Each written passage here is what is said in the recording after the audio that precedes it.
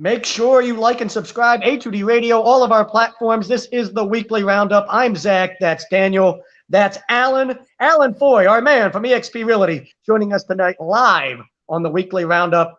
Like, subscribe. Don't miss it.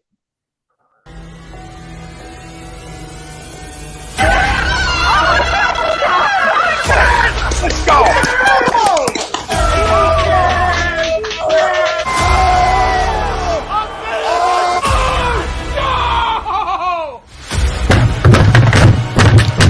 This ain't the box like force is getting he stinks! Oh shit! It's gone!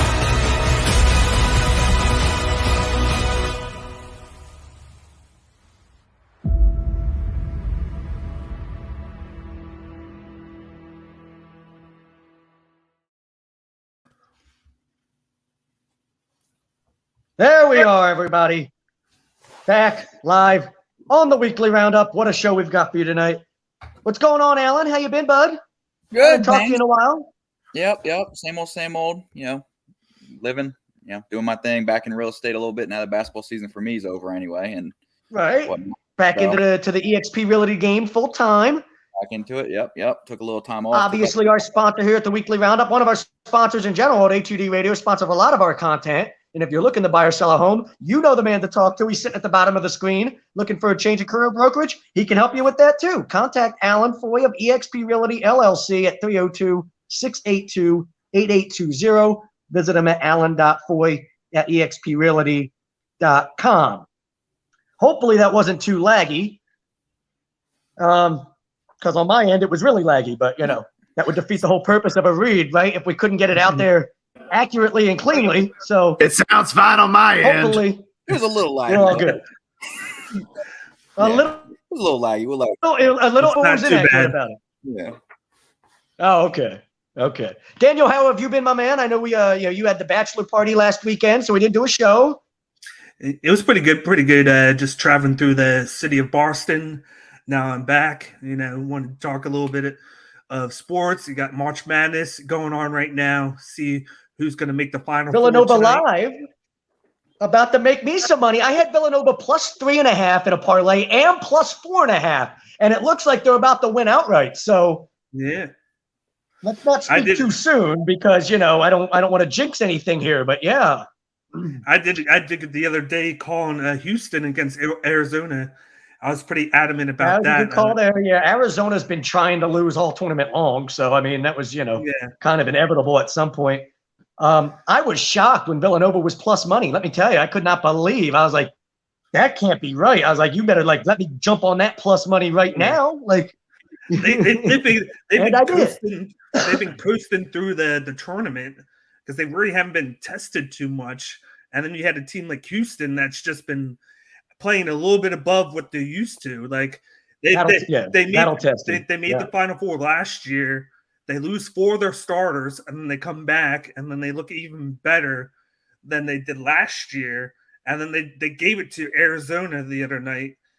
Kelvin Sampson's a hell of a coach, isn't he, Alan? Yeah, he is absolutely. I think everyone that's left is a hell of a coach to be honest. Jay Wright's phenomenal. I mean, Jay Wright to me. How about this? If Villanova goes and wins the national title this year, that would be their 3rd national title in 6 years. That's a dynasty. I mean, that'd be one away from Coach K and how much Coach K has in his entire career. And nobody even talks about Jay Wright on that level. I feel like he is such an under-the-radar basketball coach that nobody gives the proper love and respect to except the people like you, Alan, who are in the game and actually understand and realize how good he really is. I think Joe Schmo, walking the street doesn't give him the respect. But I think anyone that's involved in basketball, is around basketball, knows what he's dealing with. And for him to compete at this level consistently every year against the guys like Coach K and Cal and all those guys that have unlimited resources, I think we all know. Anyone who's diehards, we know what a great everybody in this conversation right now knows. Yeah. And this would be a third totally different team that he would bring and win because he's had totally different lineups that he's been able to mix and match over the years, and he's just been able to win regardless. And I think one of the big things this year was being able to bring back Gillespie. Him getting hurt last year, that kind of allowed him to come back this year.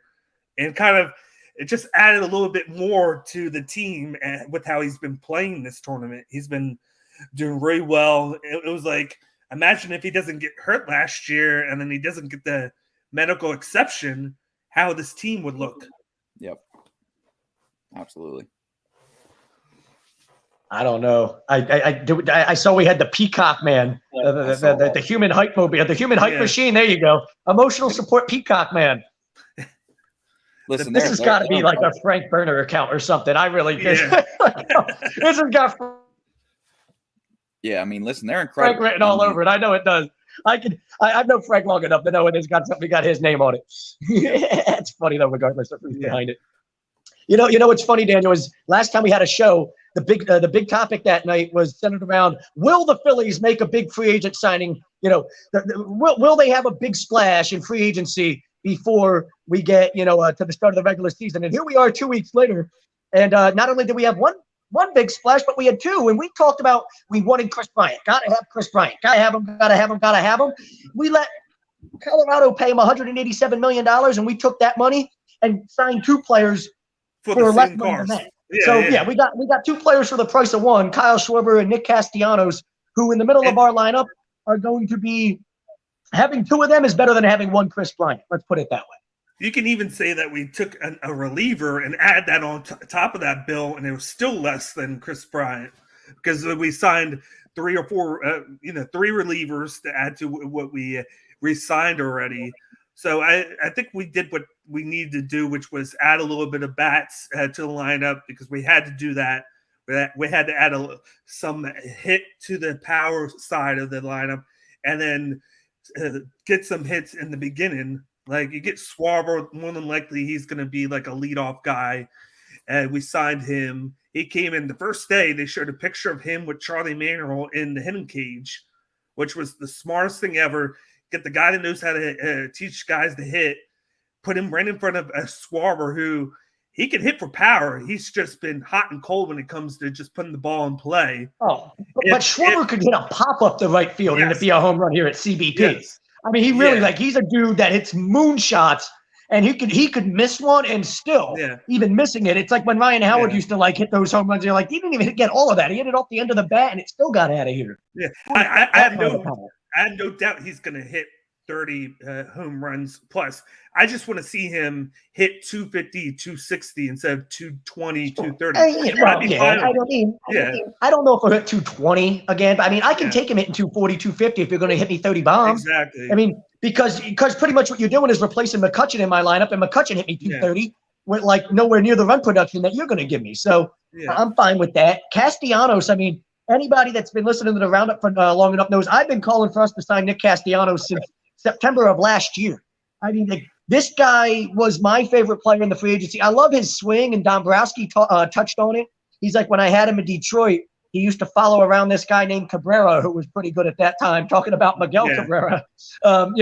He's like, the guy was winning triple crowns at that time, and he was just following him around the clubhouse everywhere he went, watching everything he did, watching his work habits, watching the way he prepares. And then when you watch his swing, like it's a textbook swing from the right side of the plate. It's real pretty, real fluid. Everything about him as a hitter, I just love. And then my number was always number 8. I was like, it's always my favorite number, and they gave him number 8. So I was like, all right, now this guy got to be my favorite player, right? Almost has to be like, I've got to be like, this has got to be my dude now, right? Just because I've been calling for it since last year. It happened, So I'm excited about it. I think we can score. We can score with anybody. Like we could arguably be the best offense in baseball when you look at it. Like I know the Dodgers have a pimp lineup. The Yankees are going to score a bunch of runs. I get it, but we realistically on paper have just as good of a lineup as I think anybody. And you're going to need to score a ton of runs with this lineup because pitching isn't what's going to get us there, right? Like our pitching isn't going to be bad. I hope our pitching exceeds what my expectations are of it, but it's not like we're going to have like a top 5 pitching staff, right? So if you don't have a top 5 pitching staff, you might not even have a top 10 staff. If you're somewhere right in the middle, 12 to 15, okay, you can live with that if you've got one of the best offenses in the game, right? You can still win. You can still be a very competitive team and go be a World Series contender. So I think we've shored up our bullpen enough. Knievel hopefully works out and turns into a guy in the back end of the bullpen that can be a pimp for us. Hopefully, Sarah Anthony Dominguez finds some type of role. I don't care what it is. Hopefully just finds something for us and can be a guy that's effective.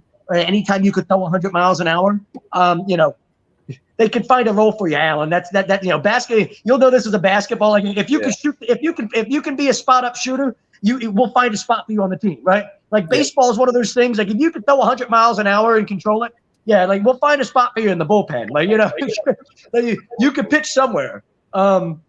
So like I feel like we've got enough where we should have. The bullpen was historically bad the past couple of years. Let's be honest, historically bad. Not just bad like last year or bad the year before. Like historically, all time, we blew more saves than any team in the history of baseball, except like the Nationals last year, who somehow blew one more save than us, but they also won like 30 less games.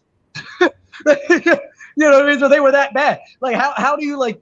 It was almost like. Daniel, you remember the anxiety. It was almost like to watch, like, oh, we've got a 2-run lead. It's the ninth inning. And you could see it coming last year. You knew you were about to go cough away a lead in the 8th and 9th inning of the game. They led the league in blown saves with over 40 of them. And we did lead the league. Okay. So, the Nationals didn't even they didn't beat us. We did lead the league. Yeah. We had the Cy Young winner. We had, of course, the MVP. We led the league in blown saves. And we somehow missed the playoffs by a couple games. So to me, it's like if only you were able to cut those blown saves. Yeah, cut the blown saves in half, and you could. Yeah, it's a whole different conversation. So I think going into the off season, I think that was a need to like fix that bullpen, and they bring not one, not two, but three guys to kind of shore it up. I don't think it's going to be great starting out. Like I don't have any expectations other than it to be improved. I need it to be much better. Yeah, that's my expectations. Yeah. Like it could go in and be a great bullpen. Listen, I'll be very happy. Yeah. Like if we end up being like a top 12 pitching, like all around, like you're talking about, not just the starters, but when you combine your starters, your bullpen, everything. If we're like a top 12, like pitching staff in baseball, I think I'd be wow. Yeah, like that. Yeah. I'm blown away by that. I think Nola has to have a bounce back year, and then if him and Wheeler can kind of be anything close to what he was last year, you're talking about your starting rotation being very good. But then you still have to hope that Gibson, as your 3 and Eflin as your 4, and the rest of it works itself out, which could very much blow up on you, just like it has the past couple of years. But I at least feel better about it than I did going into last year or at any point in the past few years, right? And I think that's where we've got to look at it and go, hey, we were close. We were right there last year. Yeah. Now, on paper, this should be more than enough. The improvements you've made on paper should be plenty to make you, a good enough team in the National League to not only be a playoff team, but to feel like once you're in the show, once you're there in the playoffs, we do have enough firepower. You've got enough there. There's enough substance to make me feel like, hey, if you're playing hot enough baseball at the right time, we can go compete with anybody. That's how I honestly feel about this team right now. And it's been a long, long, long time, Daniel, since we could feel that way about a Phillies team, right? I mean, we're talking about a decade or so since we could feel that way about a Phillies team. And between that, you even had like Atlanta. I think Atlanta lost a little bit with Freeman, even though they did bring in Olsen. You got to see how Acuna comes back. It's always hard to go and repeat, right? I mean, you're the world champs, and it's always hard to go back with now that everybody's got the target on you. It's just tough. So they're still going to be very good, but I think they're going to come down. I think they're going to come down a little bit, just a little bit. The Mets got better, but I feel like the Mets, they're always good on paper with signings, but they always bring guys in that don't live up to the hype. And I still got to see how they look going into the season, because just like last year, they started out hot last year and then they dropped off. They're the type of team that I feel like get hot, get cold. It's all about the manager there and how he does going into the hotter months. And once you get into August, September, when they got to compete, if they can manage that team there, they're going to be good too. But I don't feel like they're going to be able to manage it all season. And then the Phillies, like we said, they were in it with all those issues with the hitting in the beginning of the lineup and then the bullpen. That first couple guys in the lineup, you got Schwarber, Castellanos, Harper, Realmuto, Hoskins. That's a great starting 5 there, 1 through 5 there. And then we, like you said, we got Knievel as the closer. They bring in Embry. They bring in Familia, who's a low cost, high reward type of guy in the bullpen. They bring in a couple other guys. You know what would be fun about that is we talked a bunch of shit because he's a former Met. But wouldn't it be great to see him have a great year and just really stick it to his former team? Like, it'd be so awesome. It would be, and just like I said, he didn't cost that much either. That signing, we were able to bring him in for a decent cost. Like I think it was a minor league deal, and however he does, he can get brought up and then make a little bit out of it. But it wasn't like a big time signing. But they're not steroid testing anymore. You saw that they're not drug testing, and his whole issue was he got suspended like 2 different times for PEDs. Well, now they're not testing no more. Stick the needle in your ass. Go ahead. I want to see 600-foot home runs again. Come on, Alan. You remember your childhood? The best time ever in baseball. Well, I mean, you know, I'm not a baseball guy, so that's why I'm letting you guys do your thing. I learned a long time ago, don't talk about stuff you don't know. So, you know, you were on the high school baseball team. Come on, I mean, I'm just saying you were enough of a casual. You remember like the '90s and Ken Griffey Jr. and Mark McGuire, and Sammy Sosa, and them launching 600-foot bombs. The one time I tried to play baseball, you remember this? I broke my nose. I remember what happened. I got hit in the face with a pitch. The one time I tried to play baseball. So. That wasn't even in a game, too. That was at practice. One of our pitchers. Yeah. He was a pitcher. Yeah, I don't even know if you could describe him that way. Yeah. But that wasn't. I mean, you were playing basketball when that happened too. Let's be honest. You just had a magnet attached to your face or something at one point. Something weird. Like. We got Tom chiming in. What's up, my guys? What's going on, Tom?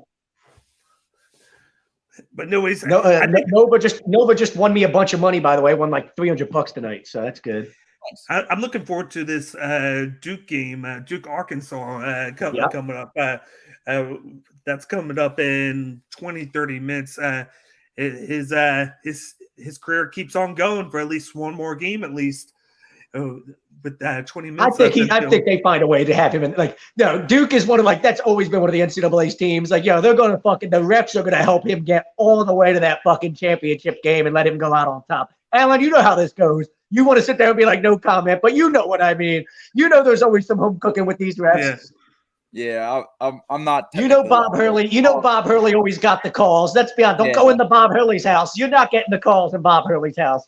Bob Hurley was always going to get those calls. Yeah. Listen, at the end of the day, we all know NCAA basketball. It's a business. At the end of the day, they're all about making that money. And what would be better than Coach K being back in the championship for his last game ever? What would be better? What would have higher ratings than Coach K being back in the championship?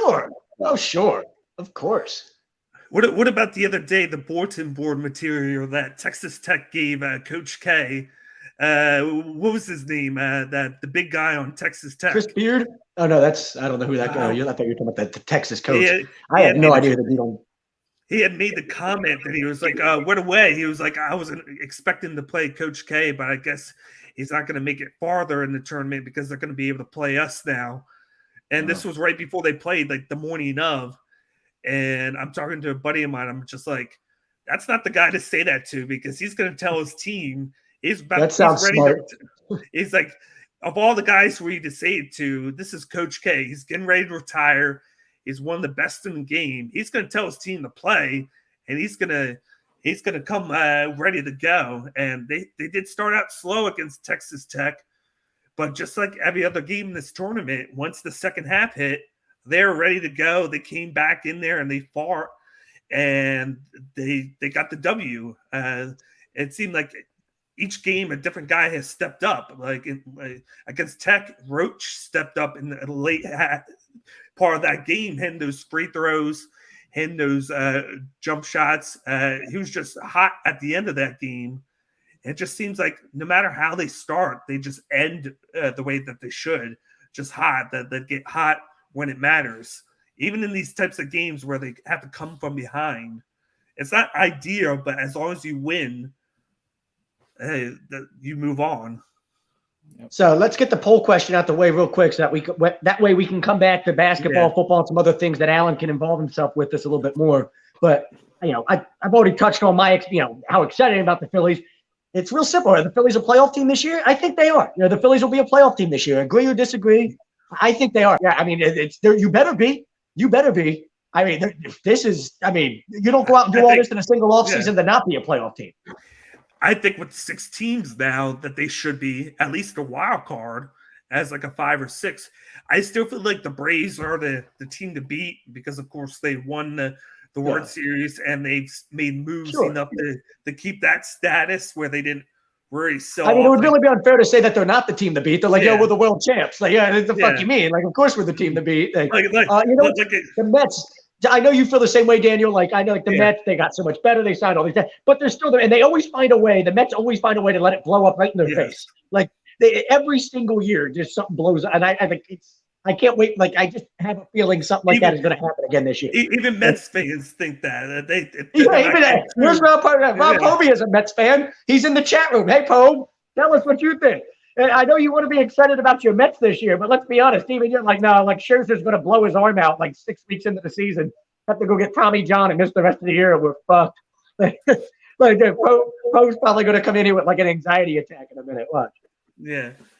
But I feel like they should at least make it as a wild card team. I think they could finish second place. I think them and the Mets are going to compete all year for that second place spot. I think they can win the division. I don't know if they will, but I think they're talented enough to win the division. If they hit on everything where they're on fire with the bats, you got Nola and Wheeler both pitching really good, and then the bullpen going well. Yeah, the sky's the limit. You're also saying here, say, okay, can all of our big pieces, all of our main pieces stay healthy? And, then you never know how Acuna's going to come back from his knee injury with Atlanta, right? You never know what's going to happen with the Mets and everything that goes on with them. DeGrom, he can only be so good for so long, right? At some point, doesn't he have to take a step back and not be Cy Young anymore? Because I will say, I do like that make you go, I like our chances. Yeah, because I like their starting rotation more than ours, but I like our offense more than I do theirs. Oh yeah, because I feel like the Mets lineup is weak. Yeah, when you really look at the Mets lineup, there's nothing about you. Like when Pete Alonso is your top offensive bat, you're just kind of like, I like Pete Alonso. He's cool. Like, he hits dingers and shit, but like, like he hits for power. That they did get Marte. He's pretty. He's like a 270, 280 guy who could get 20 home runs, 80 RBIs, get a little bit of stolen bases. He can get on base. You still got to see a lot more from Lindor. That they gave him a lot of money and he failed to produce last year. They got Javi Baez, but they've just got all these guys, and you kind of look at them and they're all the same type of players. And I think there's Dave Dombrowski touched on something, and Alan, you'll love this point because you're big on this as a basketball coach. But Dombrowski touched on something about, he said we didn't want to. He said making changes is the wrong words, but we made some adjustments to our philosophy of the different personalities that we want to have in our clubhouse, and how important that is, the culture when it comes to having winning ball players. Bryce Harper is a guy that's a winning ball player, and his energy is contagious, and it rubs off on other guys. They brought in another guy, Nick Castellanos, who's a gamer just like that. Kyle Schwarber, another guy, a gamer just like that. So they seem to like, not only do they want to sign guys, but they've seemed to kind of focus, we want to sign guys with this same type of winning mindset. And they feel like if they get enough of those guys in the clubhouse, it's just going to become contagious enough of an energy where, Alan, you know what I'm talking about with this. That is contagious, having that energy and that belief that, hey, we're a bunch of winners, and it rubs off on everybody else around you. I like that about what we're doing. And I look at the Mets, and I don't necessarily know Javi Baez likes to be flashy and likes to show off and likes to make no-look tags and hit 500-foot bombs and flip his bat. But at the end of the day, I don't see a guy that cares about winning. Speaking of that, he's not even on the Mets anymore. He's signed with the Tigers. Oh, yeah, that's right. I did see that. Yeah. Okay, good. So they brought in. He's not even in the division. He's out of he's not even in the National League anymore. He's all the way in the other. So yeah, I thought they had re-signed him. They did. But Lindor's another guy. Lindor's another guy that likes to be flashy, right? And have the bleached blonde hair, right? They brought in Escobar, Eduardo. Oh, that's right. Yeah, from Arizona. Yeah, great. Like, okay, great. Yeah. I think we've got one of him on our team too. Like, You know what I'm saying? Like, good Lord, Yeah. like that guy, like what?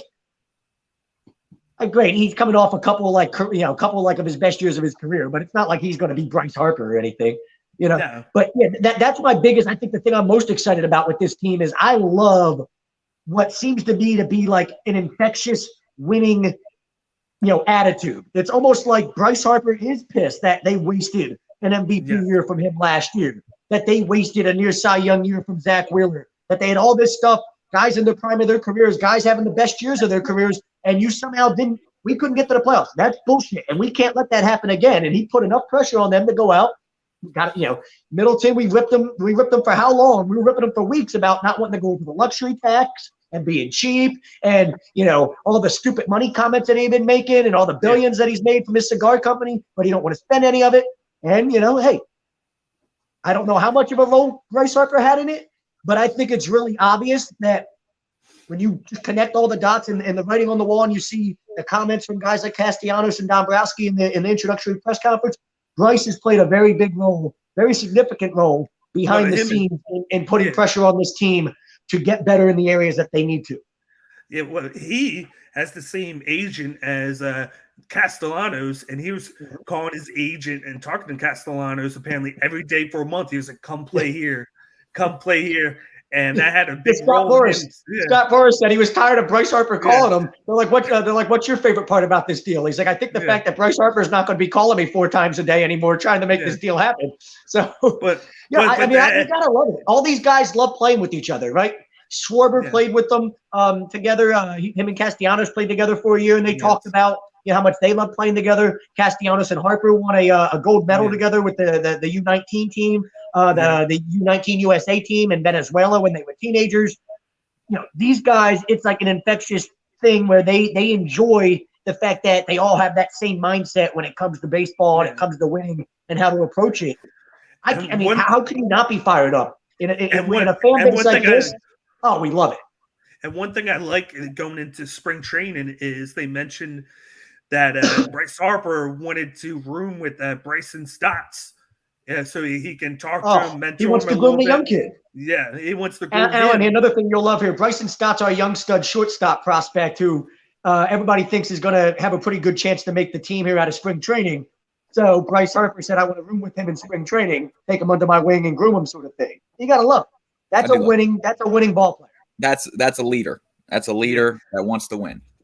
Like he's making the money, and he knows that with that behind him, that he has to prove himself, not only like in the lineup, but just in the clubhouse. Like he wants to be worth all that money. He wants to help the team any way possible, and this is him trying to show it and try and prove it. If they can win, and he can get these guys to play and make the playoffs, then that's great. That his job is done at that point, because he's the guy there that everybody's looking at to get things going. He won MVP last year with no one in the lineup. Oh, dude, he carried us on our back for the final 3 months of the season. Yes. We didn't have a lead off hitter. We didn't have a number 2 guy, and now we brought that into the lineup because of him. Because he's like, come play with us. He has those connections, and he's used it. So we got to see how they all play together through a whole season.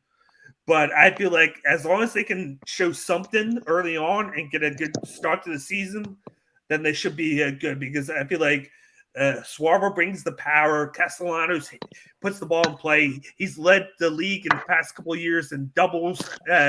So he's an extra base hitter. And he's got a swag about him. You saw those tattoos. He's a tattoo guy and beard. And, he's got some swagger about him out there. The first post that he made on Instagram after he signed was him sitting on the steps of the museum, just hanging out. I thought that was really cool.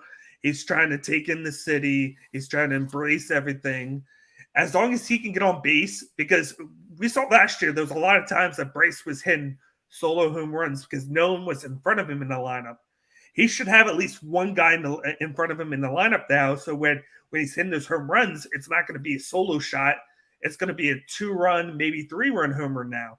So that's going to be good in your lineup in the beginning, where teams are going to have to pitch to you differently. They're not going to automatically just walk the guy or pitch them and then walk to Bryce and to get past him. And you're going to have guys that you're going to have to actually use your IQ to pitch with before you get to them now, because they're not easy outs now. And we've got that rule with relief pitchers where they have to face at least 3 batters, which I think is a stupid rule. But whatever, it's a rule. So now you've got a thing where you have to face 3 batters, and we've got enough guys in our lineup where we know you're going to see all 3 of these guys in a row in some order in the middle of our lineup, and we can dictate how we want to set it up on that particular day. But as a relief pitcher, you can't come in and see the heart of our lineup, without being like, Jesus Christ, like Castellanos, Schwarber, Harper, Realmuto, Hoskins. You got 5 guys right there. You really don't want to pitch to any of them, almost in certain situations, but you have no choice. It's not like you could just bring in the special lefty to get Price out and then go bring in a righty now to go pitch to Castellanos, so you have it behind him to try to protect them.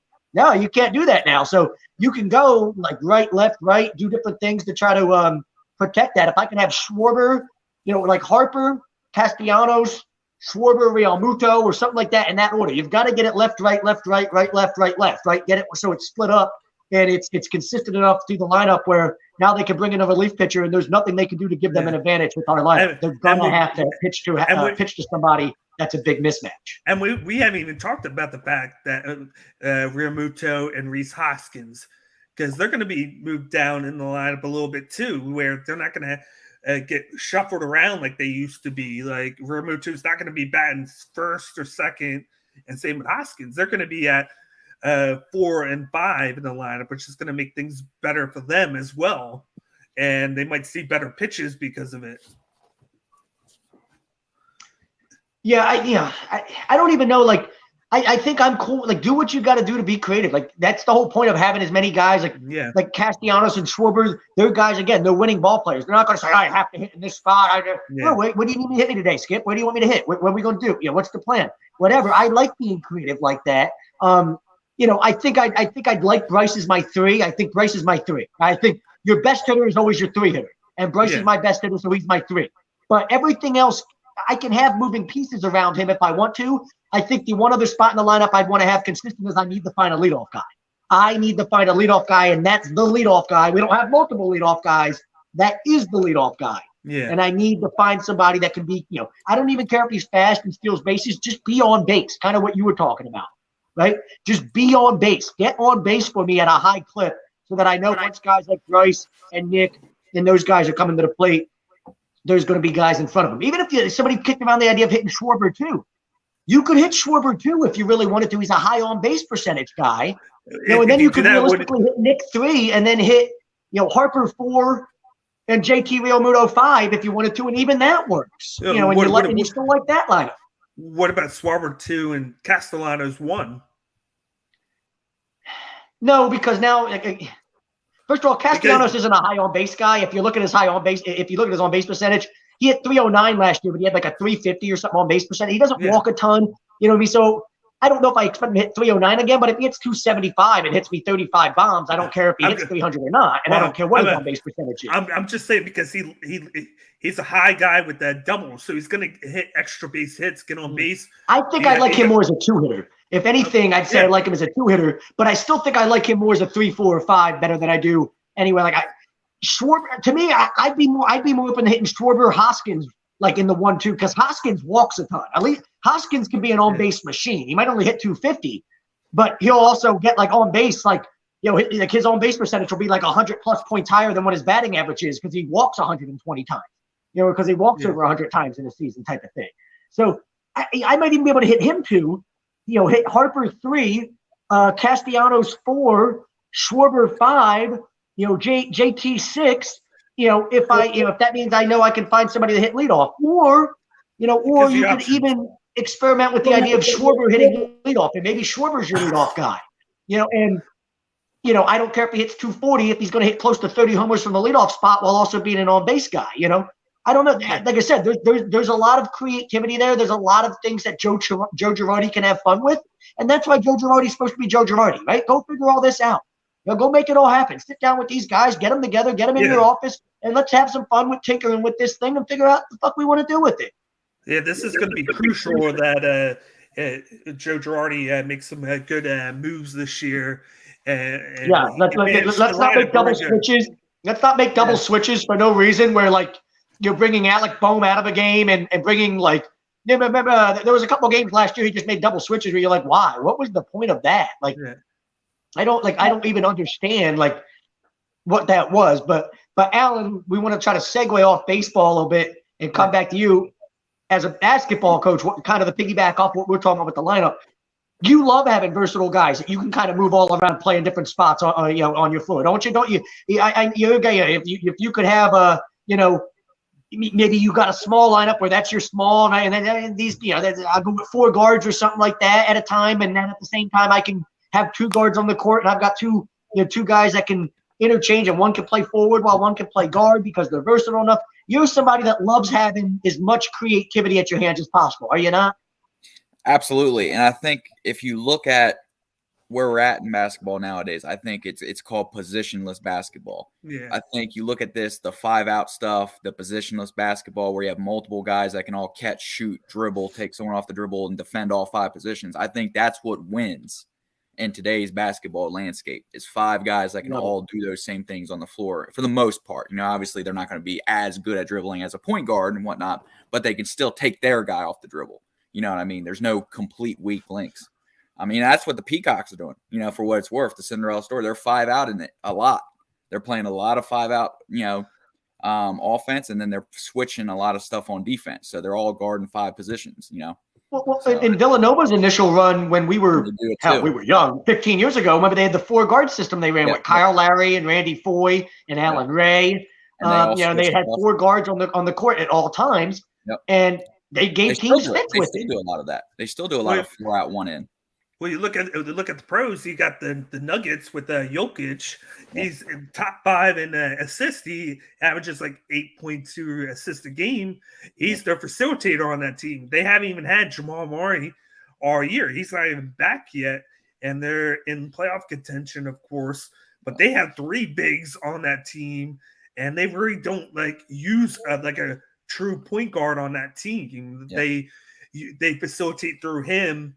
And then he facilitates it out, and then they can shoot, rebound, and just play it out the wing. And it works for them right now while they wait for Murray to eventually get back. He might not come back at all this year, but it's been able to work because of Jokic in the middle and how they can control the paint there. They've been able to do that on stretches this year. Sometimes they win, sometimes they lose, but you don't necessarily need per se point guard and per se small forward or whatever. Like you said, as long as you got guys that play the position and play what you do as an offense, that's all you have to contend with. I love this analogy because what's funny, Alan, is I've actually used this analogy when you said positionless basketball, and you saw my reaction, I'm sure, to it. That's the exact term I've been using when it comes to when I've had conversations with baseball people over the past few years when they talk about this thing about, I need guys to have a set spot in the lineup. I'm like, why? Why? Baseball lineups have almost turned into what you're talking about. A great comparison would be like how positionless basketball is now, where guys play 3 different positions. They don't really have a position. They're just capable of playing 3 or 4 different ones. That type, and that's kind of where you've got a guy that can hit 2, he can hit 3, he can hit 4, Hey, you've got a guy that can maybe hit 1, 2, 5, 6, you've got guys that can hit all over your lineup, and you need a few of them. You need a few of them that you can move around your lineup to be able to build around guys where I want Bryce to have I want Bryce to be my 3-hitter, right? If I want him to be my 3-hitter, great, he's my 3-hitter. If I want this guy to be my leadoff hitter, he's my leadoff hitter. But what that means now is I need about 3 or 4 other guys that I can move around in the lineup and put them in different spots to be able to still create that versatility that I need on a daily basis.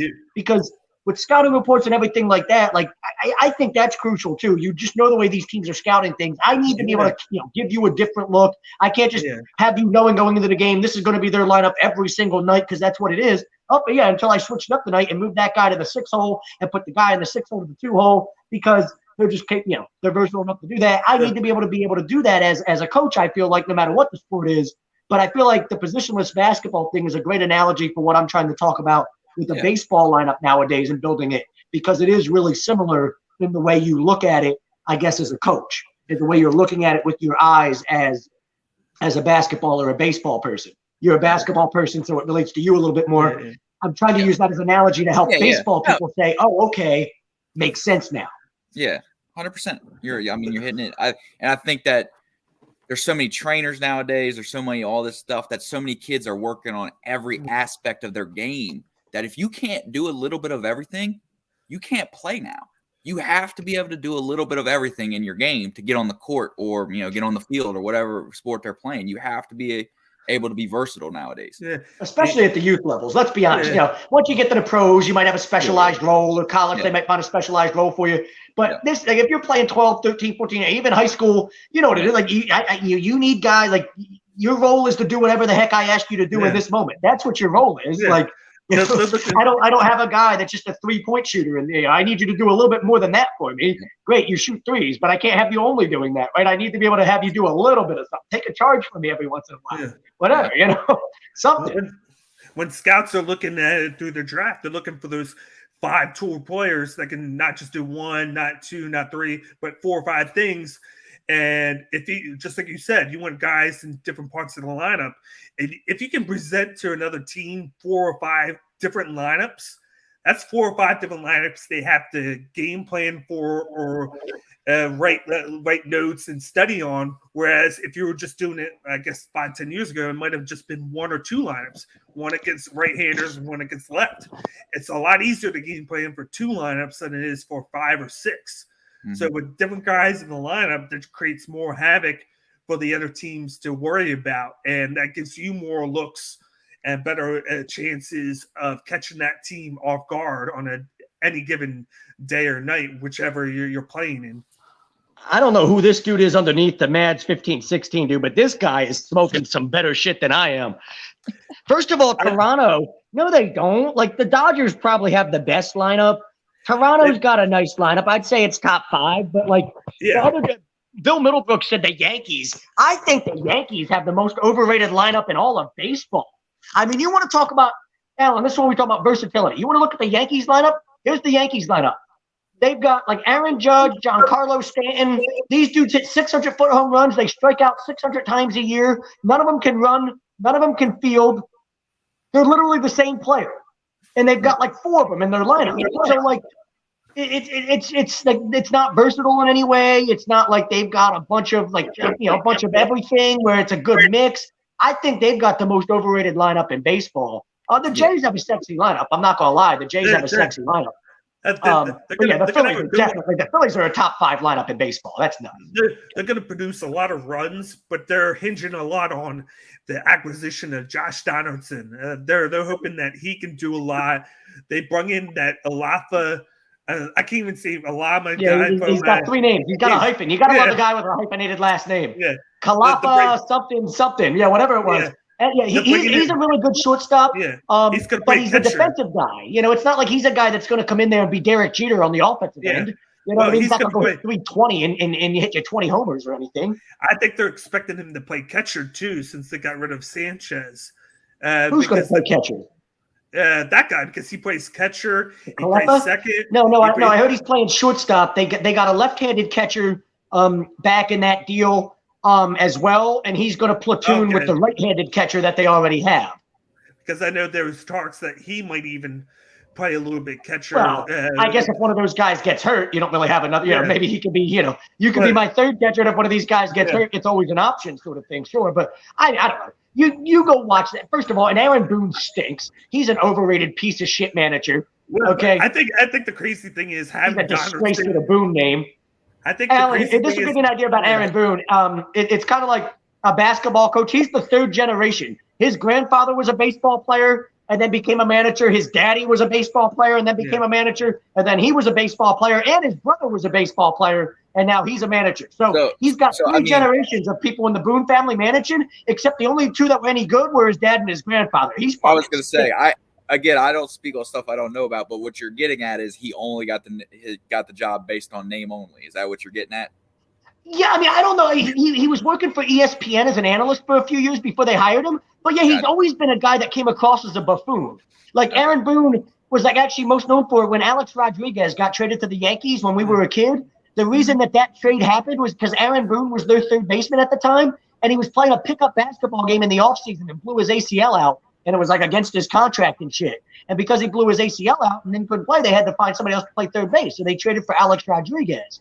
But he's just always been this guy where you're just kind of like, you're a buffoon. You're just one of these typical jocks that's not smart, but you're fun to be around. I mean, you're a good time. You know what I mean? Like, I'd like to go have a couple beers with you, but why he's managing a baseball team is kind of weird to me. It was always weird to me. Yeah, not exactly a leader of men. No. He's kind of the guy at the frat party that does the keg stand. Yeah. The Yankees are who they're going to be. They hit a lot of home runs. They got that ballpark. And they got good pitching in the front of the lineup, and they usually had good bullpen. They haven't made that big move this offseason. The big one was Donaldson. So I think they're banking a lot on that. Yeah, he's not even a good player anymore. The whole reason they had to take on his contract was because they were trying to get rid of Gary Sanchez, and they were like, oh, my God, please don't give us Gary Sanchez. Like one of the worst catchers in baseball. A guy can hit, but he can't play catcher worth a damn. And if you can't play catcher and you're a catcher, what the fuck good are you? You can't play catcher. Yeah. Well, he hits for power. He can't hit for average. Yeah, he hits like 210. Allen could probably hit for a better average. And then he my on base percentage is great. My on base percentage was great. I don't know about the hitting, but yeah. We got Tom chiming in. They better be a playoff team. Yeah, they definitely need to. I will say this though. This is why Tom's bald, okay? But this is why Tom has no hair, because Tom gets himself all like extra stressed out about shit like this. Well, Alan, you're a basketball coach. You know what I'm talking about with the stress. Yeah. You know what I'm talking about with the stress. Come on, as a basketball coach, you get it. That's why it's not there no more. Come on, man. I will say this though. Don't get yourself worked up about things that aren't important. Tommy, like you got a 1-year-old, man. You got enough stress in your life. You don't need to sit here and get yourself all worked up over this team. I know, I love them too, man, and I live and die with them too. But come on, don't give yourself a heart attack over this. I would say this though. A couple of weeks ago, we made it a point that they needed to go over that luxury tax. They can't just stay under and they went over. They made the move. They made moves that they needed to, so I'll applaud them for that. But what I like about it, what I love about it, Daniel, and you know what, we did all this bitching, and it's typical Philly fan base, right? We always got to be unhappy about something, always bitch about something. But Dombrowski really is out here playing chess while everybody else was playing checkers. When we talked about the Bryant signing, right? Yeah. Like, okay, good. He heard all the fans saying how much they wanted Chris Bryant and his relationship with Bryce Harper and all that. Great. All the smoke and mirrors, all the noise, and then he lets somebody go overpay him for $187 million when he says, okay, great, you can pay him $187 million.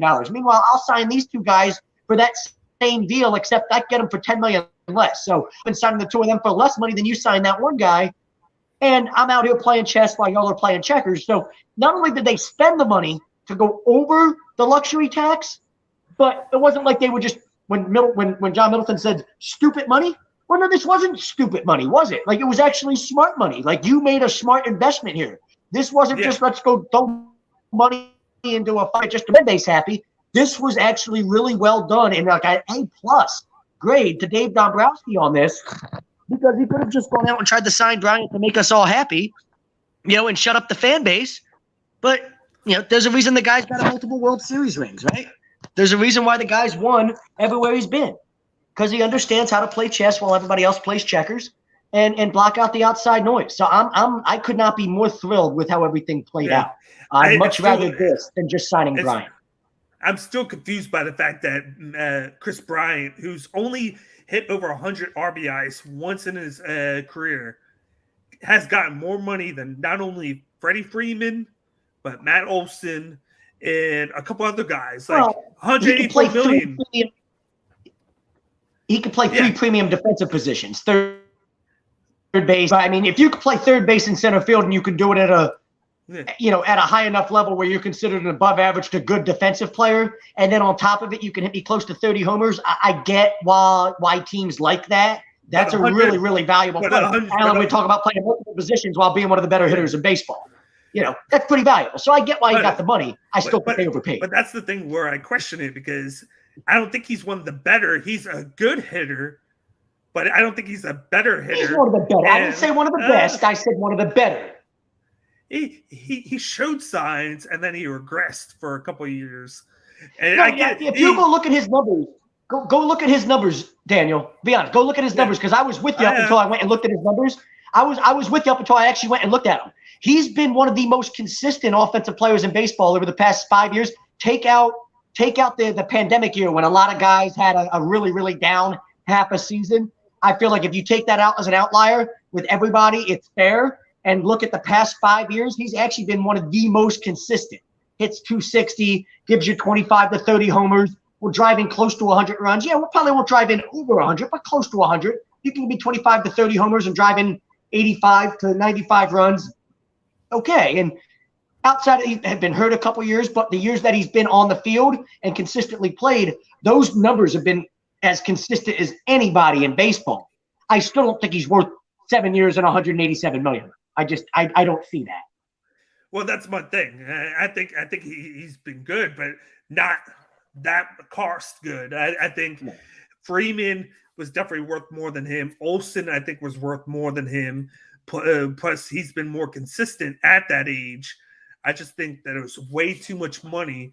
Maybe in the 140 to 150 range, I could see, because, like you said, the versatility and the defense, but not 180. I think that's a little too much there. But you know what the Rockies are doing here, Daniel, which we've seen. It's Coors Field, and they're thinking anybody that comes to hit in Coors Field, those offensive numbers immediately, they take a peak in the up direction. And as a bad team, I can get that logic.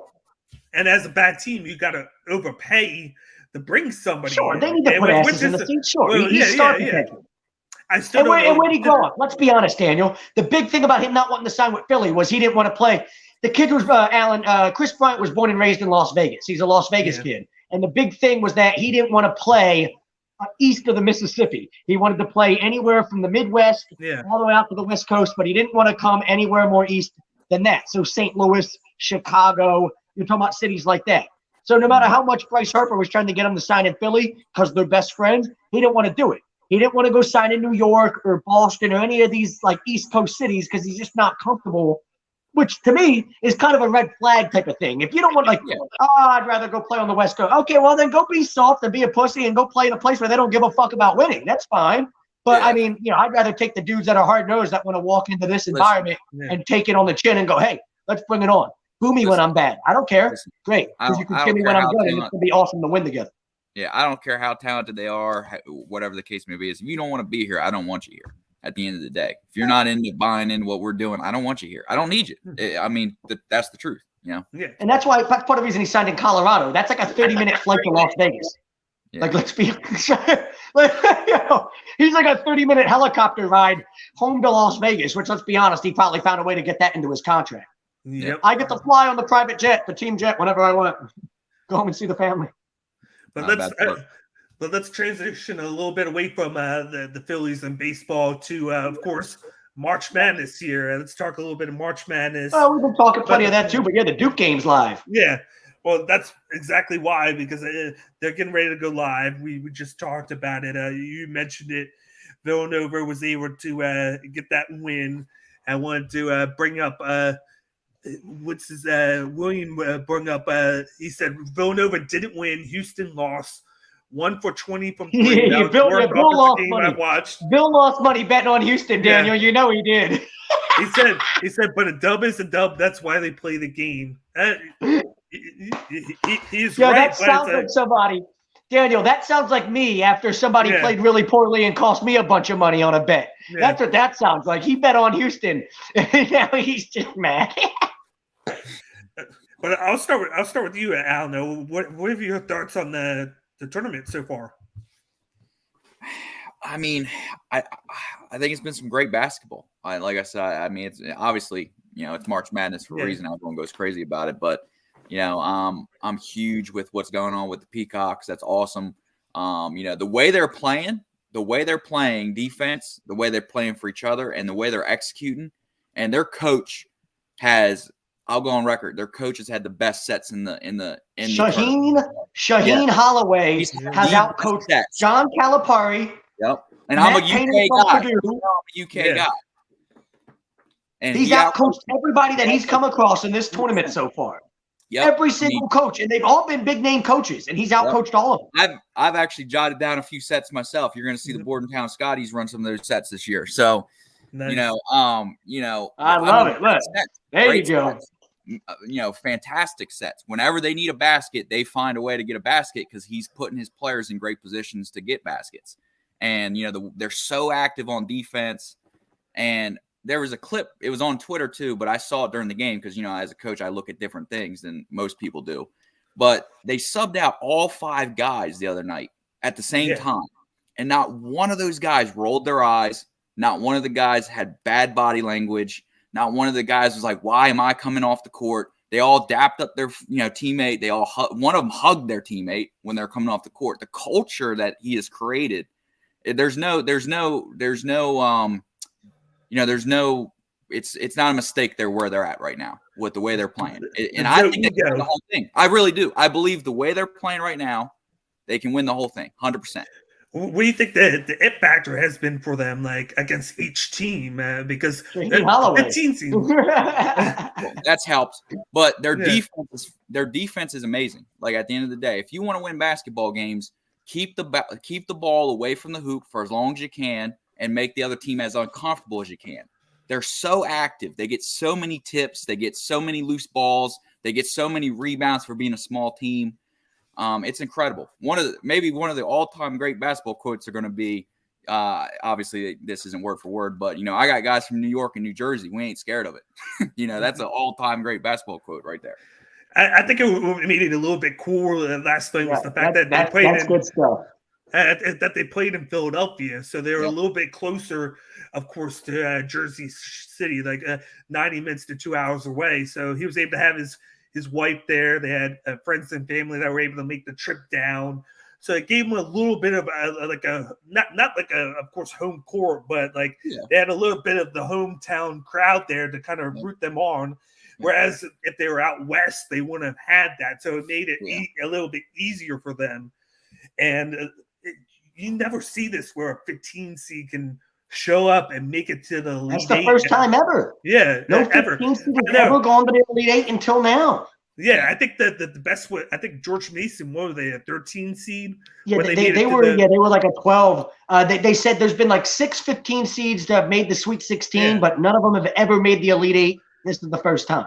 Yeah, because when Mason made it, they made it as like they did the playing game and then they went on through. So they had an extra game, but George Mason was one of the original, they were like one of the original Butler type stories, right? Where they made a Cinderella run and made the Final Four. But you know what that is, Alan, and I know you love this guy, but Jimmy Larranaga, I mean, he can outcoach. Excuse me, Jim Larranaga can outcoach anybody in the country, and he's doing it now with Miami. Yep. I mean, I like they're probably going to win tomorrow and go to the Final Four. I mean, it's a 10 versus 11 seed. I love them against Iowa State. I really do. Yep. Isaiah Wong is one of the underrated players in the country. And think about when you coach at Miami, how easy it is to go recruit great athletes, right? This is Miami. I mean, I can just recruit all of South Florida, find really good athletes, and then I can trust myself to coach them up and turn them into the player I need them to be. But you'll take that athleticism every day as a coach, wouldn't you? Absolutely. 100%. They got a tough test. They got a tough task tomorrow with Kansas. That's going to be. Is that who they're playing tomorrow? They beat Iowa State last night. They play Kansas tomorrow. Oh, is that what it was? So they beat Iowa. So they play Kansas tomorrow. Yeah, it's Kansas, Miami, and then St. Peter's and UNC.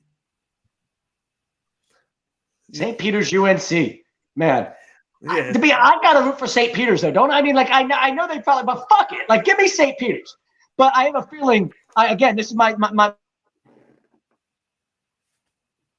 feeling from earlier. Watch, the college. NCAA basketball will find a way to work this. We'll have a Duke UNC fucking national championship game just because it's Coach K's last year. I can see the writing on the wall here. I'm telling you, Alan. Let's revisit this conversation in a few weeks. What's the percentage chance that Holloway is still the St. Peter's coach by the start of next season? He better not be. I'll tell you what, he better not be. If I was Duke, I would fire John Shire right now, and I'd hire fucking Shaheen Holloway. Fuck you. You ain't replacing Coach K. Come here, Shaheen. You're the new coach at Duke University. I don't think they would do that because that's been kind of set in stone for 2 years.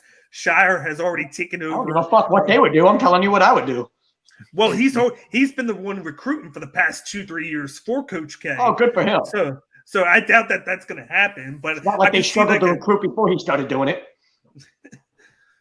No, let's be honest. I know I'm just busting your balls right now, Daniel. But let's be honest. If Shaheen Holloway was the coach at Duke, he'd fucking recruit the shit out of everywhere too. Let's not act like he wouldn't be able to recruit the shit out of the entire country and get kids to come play for him. I mean, come on.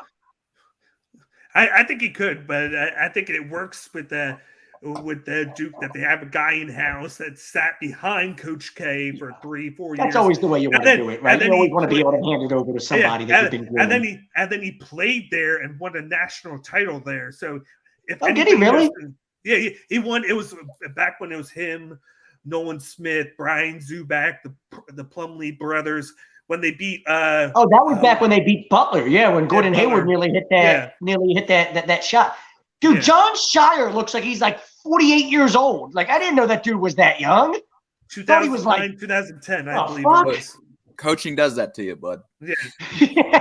Coaching does that to you. But that's good for recruitment now, knowing that you got a guy there that played under Coach K, who he has learned under him, and now he's been recruiting there. So that speaks greatly for the recruits that are coming in, that they can trust him being there.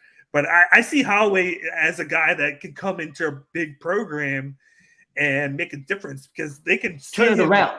Yeah, he can turn it around. He's the type of guy that a big program that's had a few down years, that's trying to look to bounce back to what their former status was, you hire him. You know what I mean? You hire that guy to like restore you into what you were 5, 6, 7, 8 years ago under whatever previous regime, whatever. Like, he's a guy I'd hire, be like, yeah, can we rebuild this? And it's like a 5-year plan where in 5 years we're playing for a national championship? Because I kind of feel like you're my guy. Because I don't care if we suck for the first couple years.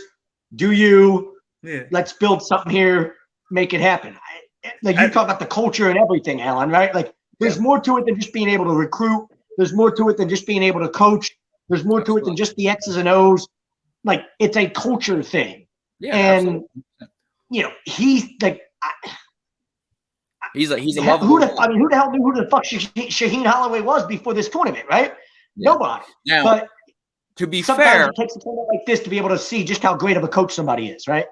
To be fair, I will say this: now that they've made this run, regardless of how it turns out, now that they've made this run, you got to believe if he stays put, he could bring in a really good recruiting class or two after this. Especially in Jersey, right? Yeah. Especially in Jersey. I mean, he's competing with Rutgers, Seton Hall. So you're kind of like, hey, like, why can't I kind of be the school in Jersey that says, hey, like, we're the big dog school that gets all the big dog recruits. Yep. As far he can recruit the Jersey Shore and recruit South Jersey. I mean, me and you know firsthand, Alan. We know firsthand how underrated the talent pool is in in New Jersey and like the South Jersey area, right? Like everybody goes to Philly and New York and the places like St. Anthony's when Bob Hurley was coaching there, right? And those types of places, and but like you've got a lot of areas down here in South Jersey and down the Jersey Shore and areas like that are just very, very under recruited, and there's a lot of really, really good talent. And a coach like him is the guy that can kind of go and like tap into that, right? The guy that kind of finds all that and like, oh, nobody knew any of this talent was here. Yeah, until Shaheen Holloway, decided that like, he was going to make a whole St. Peter's team full of them. Well, that's I could see it. That's something I was But do they have the budget to be able to give him enough money to keep him away from all the big time programs? Probably. That was something that's something I was gonna mention there. Like after he has this big tournament where he takes this team that has 2-3-star recruits on the team and brings them to on the verge of a Final Four, say he goes to a bigger program. Imagine with a guy like this who can coach up those guys from 2-3-star recruits and make them look like a 4-star recruits. Imagine what he could do with the bigger team or with the same St. Peter's team when he can bring in better recruits, like instead of 2, 3-star, maybe 3 to 4-star recruits at best, then he can build the team even more slowly and slowly. Just look at a team. I would say I'm reaching here. Like 20 years ago, a team like Gonzaga, a lot of people, they weren't huge like they were. They slowly built this way under Mark Few, where they brung in guys, they outplayed themselves, and they and they were able to consistently do this. I think my problem with that is, Daniel, I think the one difference there is Gonzaga was kind of a place that was out in the middle of nowhere in the Pacific Northwest, where he can go to places like Idaho and out in the middle of nowhere and states like that and recruit. Whereas no matter what, like the best recruits from the New York area and the Philly area and all that, like you're going to have all the best programs in the country after them. All the best programs in college basketball are coming into New York City to try to get the best New York City recruit. Yeah. All the best programs in college basketball are trying to come into Philly or Chicago or Baltimore or DC or any of these big cities, right, to get the best recruits. So it's a little bit harder, I think, for you to sit there and win the recruiting battle at a place like St. Peter's, knowing that no matter what school you are, UConn, like Dan Hurley coaches at UConn. UConn's going to come into New York City and probably out-recruit you just because they're UConn and they've got Dan Hurley and a much bigger budget and the better resources and everything about them. It's just going to be hard to out-recruit a program like that in the New York City area and the Philly area and things like that. So whereas Gonzaga was kind of out in an area where you're like, yeah, you can bring in some country buff. You can bring in a Chet Holmgren, to Gonzaga. And it's like, it's just different. You kind of have the ability, I feel like, to go find a lot more of the under the radar kids because you're not in the middle of a sprawling metropolis the way that St. Peter's is. You're in the middle of one of the biggest, one of the biggest metro areas in the country, right? You're talking about one of the biggest, top 5 New York City area, Philly, all that. Like when you're talking about populations and all that, you're talking about one of the most populated areas in the entire country, as opposed to an area that's a little bit more out in the middle of nowhere that helps your chances. Doesn't mean it can't happen, especially with the way that college sports seems to be changing every year. College athletics to try to help. If you're talking about like the Davids and the Goliaths, right? You've got the Davids. Things that are trying to help the Davids catch up to the Goliaths a little bit, right? Right, Alan? Is that a good analogy for it? Like all of these really, really small-time programs that were always going to get their ass kicked by the big-time programs are starting to kind of get to an area where they can – it's maybe a little bit more of a level ground or a fair playing ground than it's ever been. Not that it's fair, but it's a lot closer to fair than maybe it's ever been. It's closest it's been. Yeah, it's still not – there's still a gap. There's still a gap for sure. Right, of course. But Andy Enfield talked about this about 5 or 6 years ago when he was coaching Florida Gulf Coast and they made their run. And he said, listen, college basketball is way different than college football or something like that, where Alabama's going to get the top recruits and their top recruits compared to a school like, the University of Buffalo's top recruits. It's a night and day difference. It's like having, NFL players playing against middle school teams, where he's like, college basketball is not that way. He's like, there really isn't that big of a gap in the athleticism of the players between the small programs and the big programs. The athleticism is a lot closer than a lot of people realize. So there's a lot more that goes into it. You can go recruit a bunch of really, really good athletes, and if you're able to put a good system around them and coach them up correctly in the right way, they can play at a small-time program like St. Peter's and compete with the big-time schools because the athleticism gap really isn't as far off as it is in a sport like football. So, I thought that was an interesting thing that Andy Enfield was talking about. He's now the coach at USC. Obviously, left Florida Gulf Coast to go to USC. But it's interesting what he was talking about there is, remember Florida Gulf Coast got that nickname for being, they were throwing all the alley-oops and shit during the NCAA tournament that year. And just flying above the rim, slamming down alley-oops and shit. And you're like, this is Florida Gulf Coast. How'd you get all these athletes? Because it's really not that hard to walk into a city like Tampa and go to the hood and get a kid that maybe was under-recruited and find a really good athlete and say, hey, come play at Florida Gulf Coast. Nobody's got all the athleticism in the world, and all you got to do is coach them up. And when you are a great coach with a great system, hell, that athleticism is going to play really well in a great system. And, for me, when you talk about it like that, maybe it's not that crazy to say he could sit at a place like St. Peter's, and if he was there long enough, you can build a contender.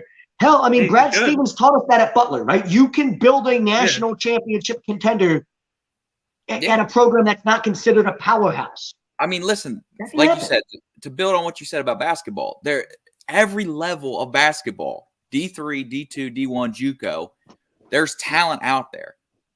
The best college basketball player I've ever seen live was a D3 player. He scored 2,000 points at Wesley, and now he's playing for the Delaware Bluecoats. You know what I mean? Like, he could have been a D1 player.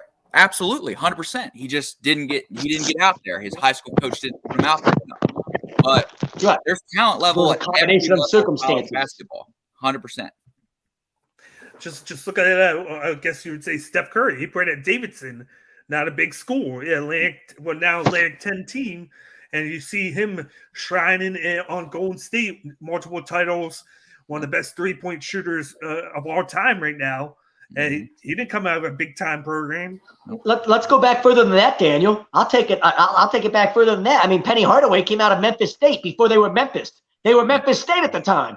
Larry Bird at Indiana State. Indiana State, right? Yeah, of course. Yeah, great example, right? Larry Bird in Indiana State. But somebody had a highlight video. Yeah. Alan, did you see this going around on social media? It was a Penny Hardaway highlight video from his time at Memphis State. How absolutely absurd and insane he was at his time at Memphis State. A lot of ifs there. You know, if Shaq never leaves, if Orlando never tries to stiff Shaq and shortchange him, and Penny never gets hurt, there's a good chance we're talking about Penny and Shaq the way we talk about Kobe and Shaq. Exactly. That just sucks. I'm sorry. Penny's another conversation. I was actually talking about Scottie Pippen. I know I said Penny, but Scottie. I was talking about Scottie Pippen's old high school. There's another. I wanted to say. I don't know why I said Penny. Because Penny's coaching Memphis. That's where my head was at. You know why I went there. But the highlight reel I was talking about was the Scottie Pippen highlight reel when he played at Memphis State before Memphis was anything. I mean, they were not. You know, they were a small time program when Scottie Pippen played there. Yep. You know, and you know, his highlight reel that I was seeing earlier going around on social media, I mean, the no-look passes and just the things that were going on, you're like, oh, yeah, you could see why Phil Jackson got him in his triangle offense with Michael Jordan and was like, yeah, we're going to turn you into this guy. Was that what it was? Maybe I was watching Central Arkansas. I don't know. I was going to say, I was watching so many of these fucking videos going on earlier. So Penny Hardaway, Scottie Pippen, I was watching. See, thank you, Frank, for being here because I'm all over the place, right? The point is, the two small programs, and you're talking about guys that were lighting it up on the highlight videos at those small programs, and you can go back and watch them to this day and go, wow, look at the highlight. Like, damn, like that was badass how good they were at a small program like that. And, you know, that was 30 years ago, 40 years, as opposed to, you know, we could have the modern conversation now with any program you want to bring up, but it's not anything new, right? Yeah. It's not anything new. Penny Hardaway at Memphis, Scottie Pippen at Central Arkansas. Yeah. Dennis Rodman. The chances are someone throws a Brinks truck full of money at Holloway after this is over. You would think. Whether he decides to stay or go, that's up for debate. But he could absolutely, off this success here, off of this national stage, he could absolutely take that program to another level. You know, off of this success if he stays. And the other side you got to think of it, right? It's like Daniel brought up how Davidson's now in the A10. The way conferences are changing so much in college basketball. It's not that hard of a concept. Like Butler was like in the Horizon Conference or whatever the fuck it was, and now they're an A10 team. They were in the Horizon Conference when Brad Stevens was taking them to national title games.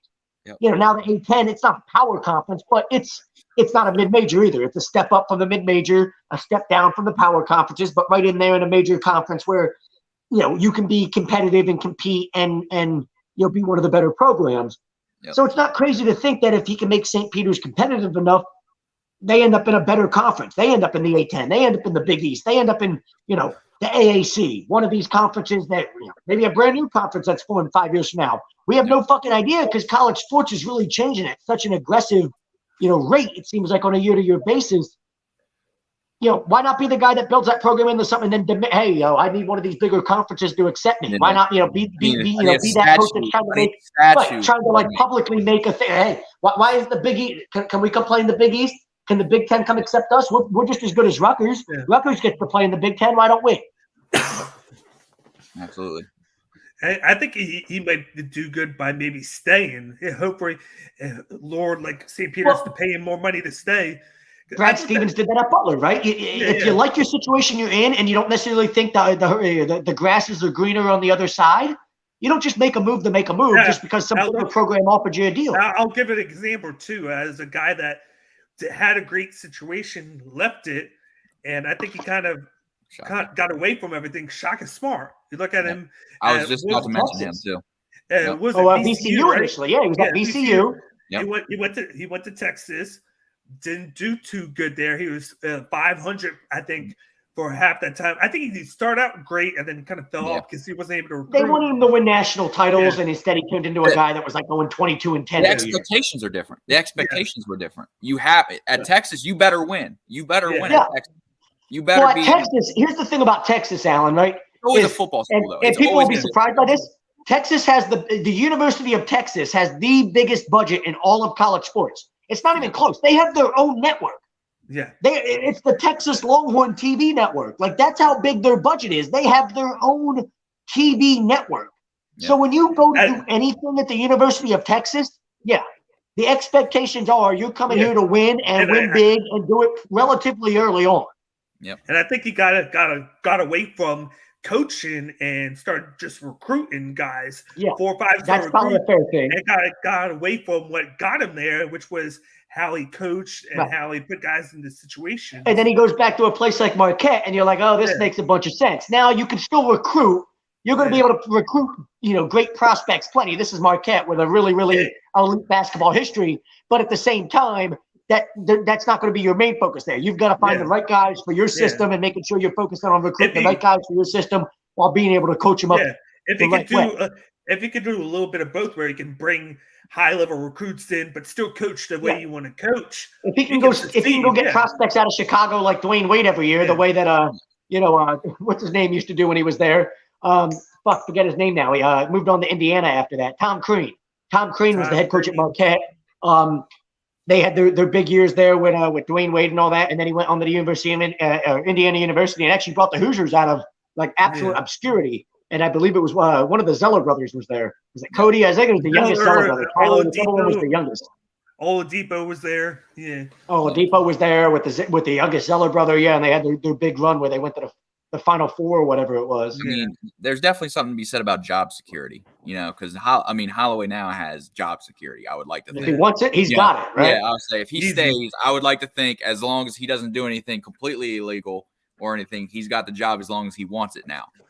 So that But if I'm a program like Syracuse, like I want to forget who the fuck I'm grooming under Jim Boeheim. I don't give a fuck. Like I'm immediately going to Shaheem Holloway and being like, come be my new head coach at Syracuse. Like you're the head coach at Waiting or whenever, whatever. The whole Boeheim situation will take care of itself. He'll retire at some point. But I think I think Boeheim, we all know Boeheim's going to retire sooner rather than later, right? But I'm just saying. If the position is available. And if I'm Syracuse, I'm pushing Boeheim out the door. Get out of here, you old piece of shit. You old motherfucker. What are you, 80? Get the fuck out of here. I don't give a fuck how much of a legend you are. Fuck you. We can name the goddamn arena and the court after you, and he can be in our fucking Hall of Fame. But I'm bringing in Shaheem Holloway because this is a motherfucker that coached in the fucking Northeast, and literally every prospect that Syracuse wants to recruit, like Shaheem Holloway was already trying to recruit at St. Peter's. Like the New York region, the Boston area, the New Jersey area, all of that. That's what Syracuse is going to go recruit. So it's like almost the perfect hire if you're Syracuse. But I guarantee you he'll never do it.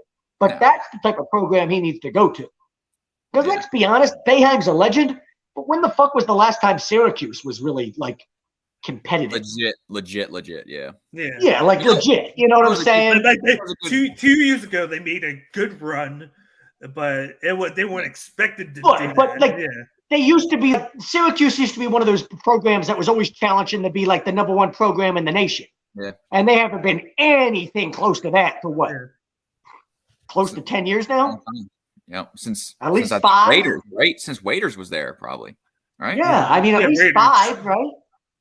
Yeah, I think the year Waiters was 6th man, they made a deep run. And then after that. Yeah, and that was 2014 or whatever. Yeah. That was before that. That was 2012 or whatever. because he was the third pick in the 2012 draft, the same year Anthony Davis. They've had to have made a run other than that too, though. They made a run the year that who was the kid that played at Trenton Catholic? Oh yeah. Malachi Richardson. They made the run the year that Malachi Richardson was there. Yeah, exactly. But even then, they were kind of like they were a team that was like a 4 or 5 seed and made a little bit of a Cinderella run as opposed to being like one of the better programs in the nation, sort of. You know what? But even then, I was still living in New Jersey at that point, Alan. Like that was like at least 5 years ago because I was in Jersey. I wasn't in Florida at that point. Yeah, that's how long ago that was. Yeah, I mean Malachi Richardson was a one and done, I believe, and perhaps maybe he played 2 years. Maybe 2. Yeah, it might have been after his sophomore year, but yeah, he was a guy that got drafted 5 or 6 years ago. It was 5. He would have benefited. He would have benefited from spending another year there, probably. Yeah. But he got when you're a kid that grew up, Toronto, right?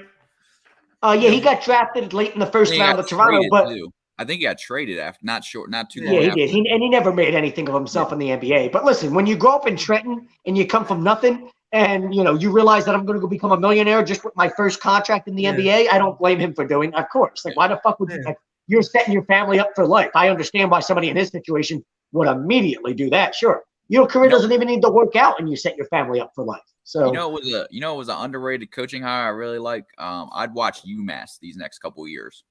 Love Frank Martin. Love Frank Martin. So he got fired from South Carolina and they hired him? Yep.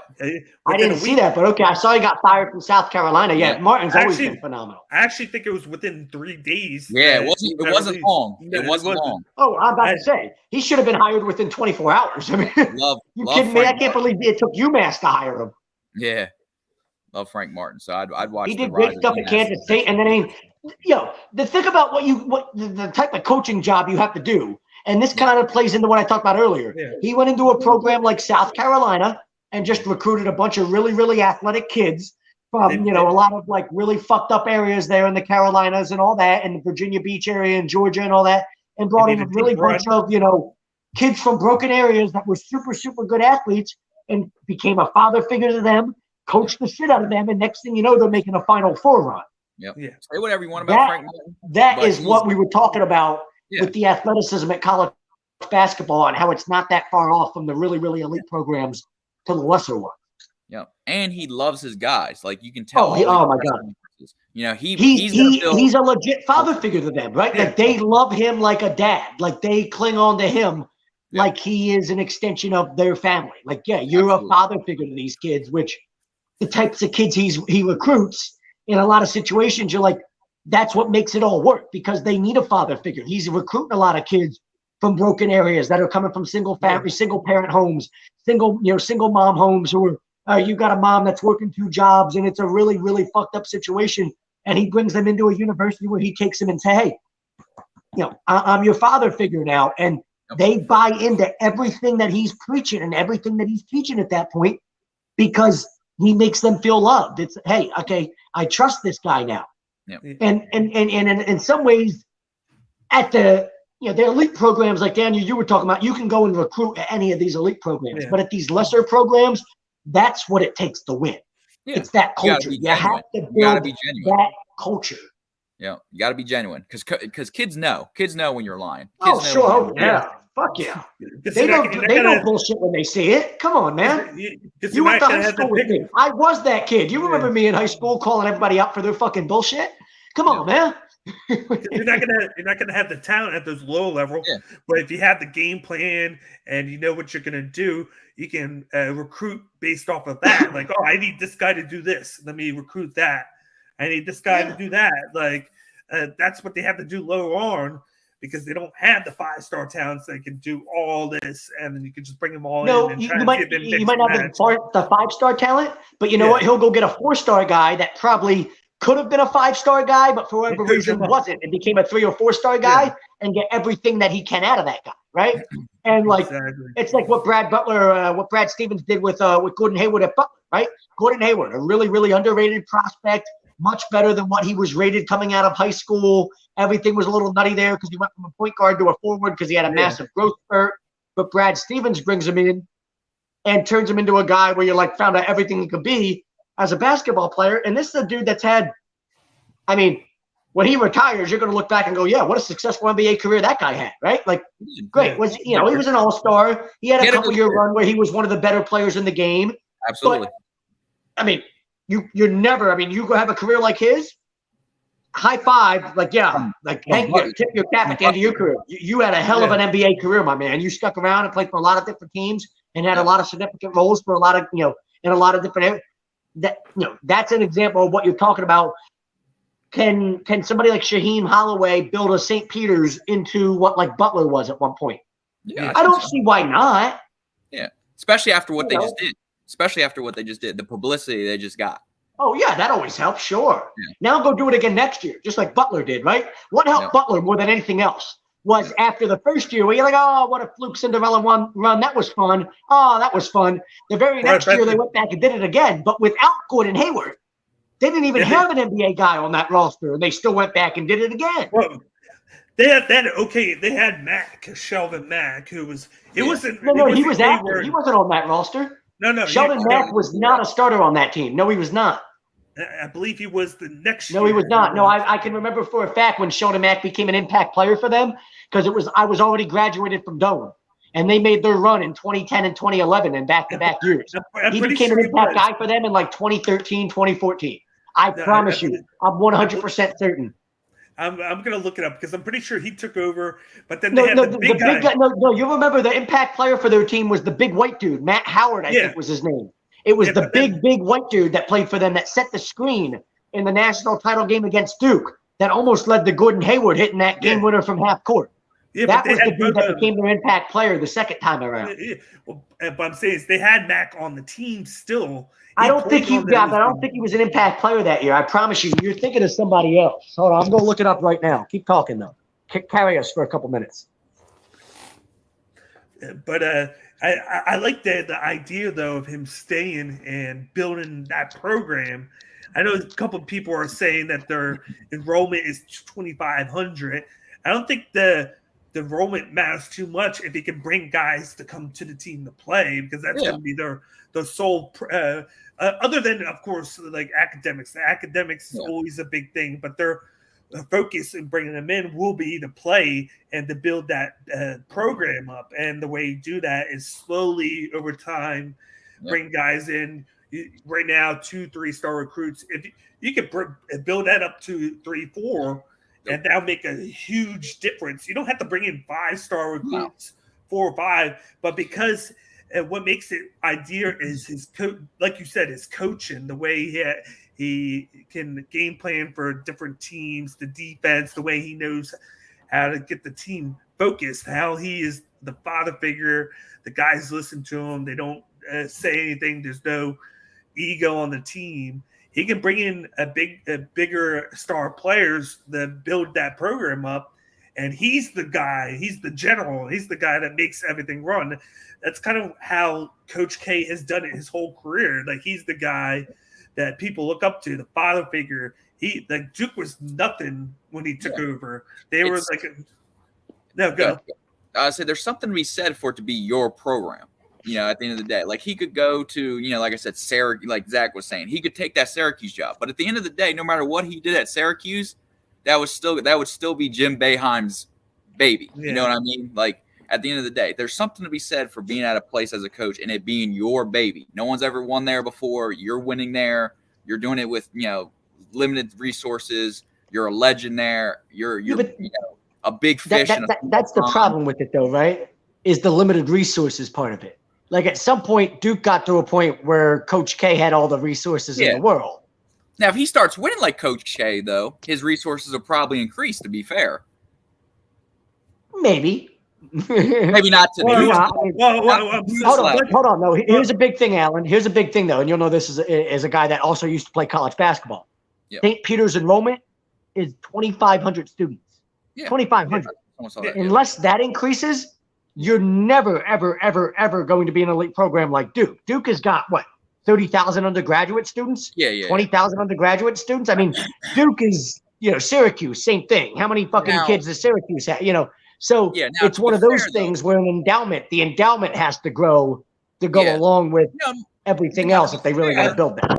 Now, to be fair, they start continually winning and they start getting on national television other than March Madness. If they're getting nationally televised games that aren't March Madness, then the revenues increase, and then you can use that for facilities and things like that also.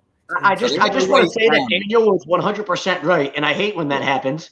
But Shelvin Mack was the point guard on that team. You know who I was thinking of? I was thinking of Roosevelt Jones, who I think also went on to have like a cup of tea in the NBA. But he was the guy that I guess became their point guard after Mack left, and was a pretty high recruit for them. But yeah, that's what I was thinking of, Roosevelt Jones. And for some reason, just had it all. I guess to kind of use like an analogy for baseball to this, I would say is the Yankees, they're going to bring anybody because they have all the money, all the resources. We bring it up all the time. The Oakland Athletics, they're very stingy with money. They don't have a lot of money to spend because how it is, they have to find things elsewhere to build the team up. And they focus on hitting. They focus on the metrics and everything. Bring a guy in that makes a little bit of money.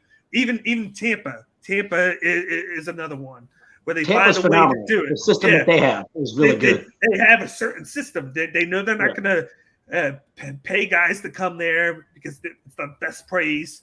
It's a low income team, but they know how to bring guys in to play that system and to do what they need to do on that team job wise. And that's what these small programs are doing. Kevin Kiermaier couldn't hit. Kevin Kiermaier is their center fielder, and he couldn't hit water if he fell out of a boat. But I'll tell you what, that guy's the best defensive center fielder in all of baseball. And the fact that and it's not even close. Like he's like 2 times or 3 times the defensive center fielder that the next closest guy is to him. And because he's that good of a defensive player, it actually makes him a valuable enough player for them at that position where they understand, hey, I don't need him to go out and be a good hitter. He's this good for me because he saves me this many runs defensively, and he does all these things that somebody maybe like that's just a casual fan doesn't realize. Type of thing. They understand those little under the radar things from an analytics perspective. And Alan, I know you love analytics. You're a guy that's kind of embraced it. Maybe like the more you've gotten into coaching, because I think you've realized it's a numbers thing. It kind of teaches you about trends and like you can you not use the analytics to study patterns of your opponents study, to learn different things about your opponents? So I use analytics as like a baseline. It's definitely not a know-all, be-all kind of thing for me. No. I don't think anybody's trying to say it is. I don't want to. I always believe. Let's get that point out of the way right now. I don't think anybody's trying to make this into like the Moneyball movie. Yeah. But we're just trying to talk about the importance of what analytics is in today's sports at all levels, I guess. Yeah. Like I said, there's always a game outside of the numbers. Like you can just there's always a game outside of that. But you got to have a feel, right? You got to have a feel as the game's going on. Exactly. So, for me, there was this thing, I went to a clinic one time, and there was this thing about, and when I was the assistant at Doane Academy for 3 years, we kind of jumped on the 1 year, where we evaluated players, based on a point system. So like you get every time you sprint down the floor, if you don't get your hand up, that's a, subtraction point. If you don't box out, that's a subtraction point. If you do box out, that's a point, all that kind of stuff to see what a true value. Yeah, and it was a ton of things, tipping passes, diving on the floor, charges, not sprinting back on defense. It was a whole list of things. All the things that maybe the eyes couldn't tell you unless you were really in tuned. Exactly. Stuff like analytics could. And as a coaching staff, we were like, this matters this much, so this is worth this many points. This is what matters to us here. This is so we used that because we had like 6 players that were all the same player. So it was like impossible for us to do a depth chart. It was like impossible for us to rack and stack people.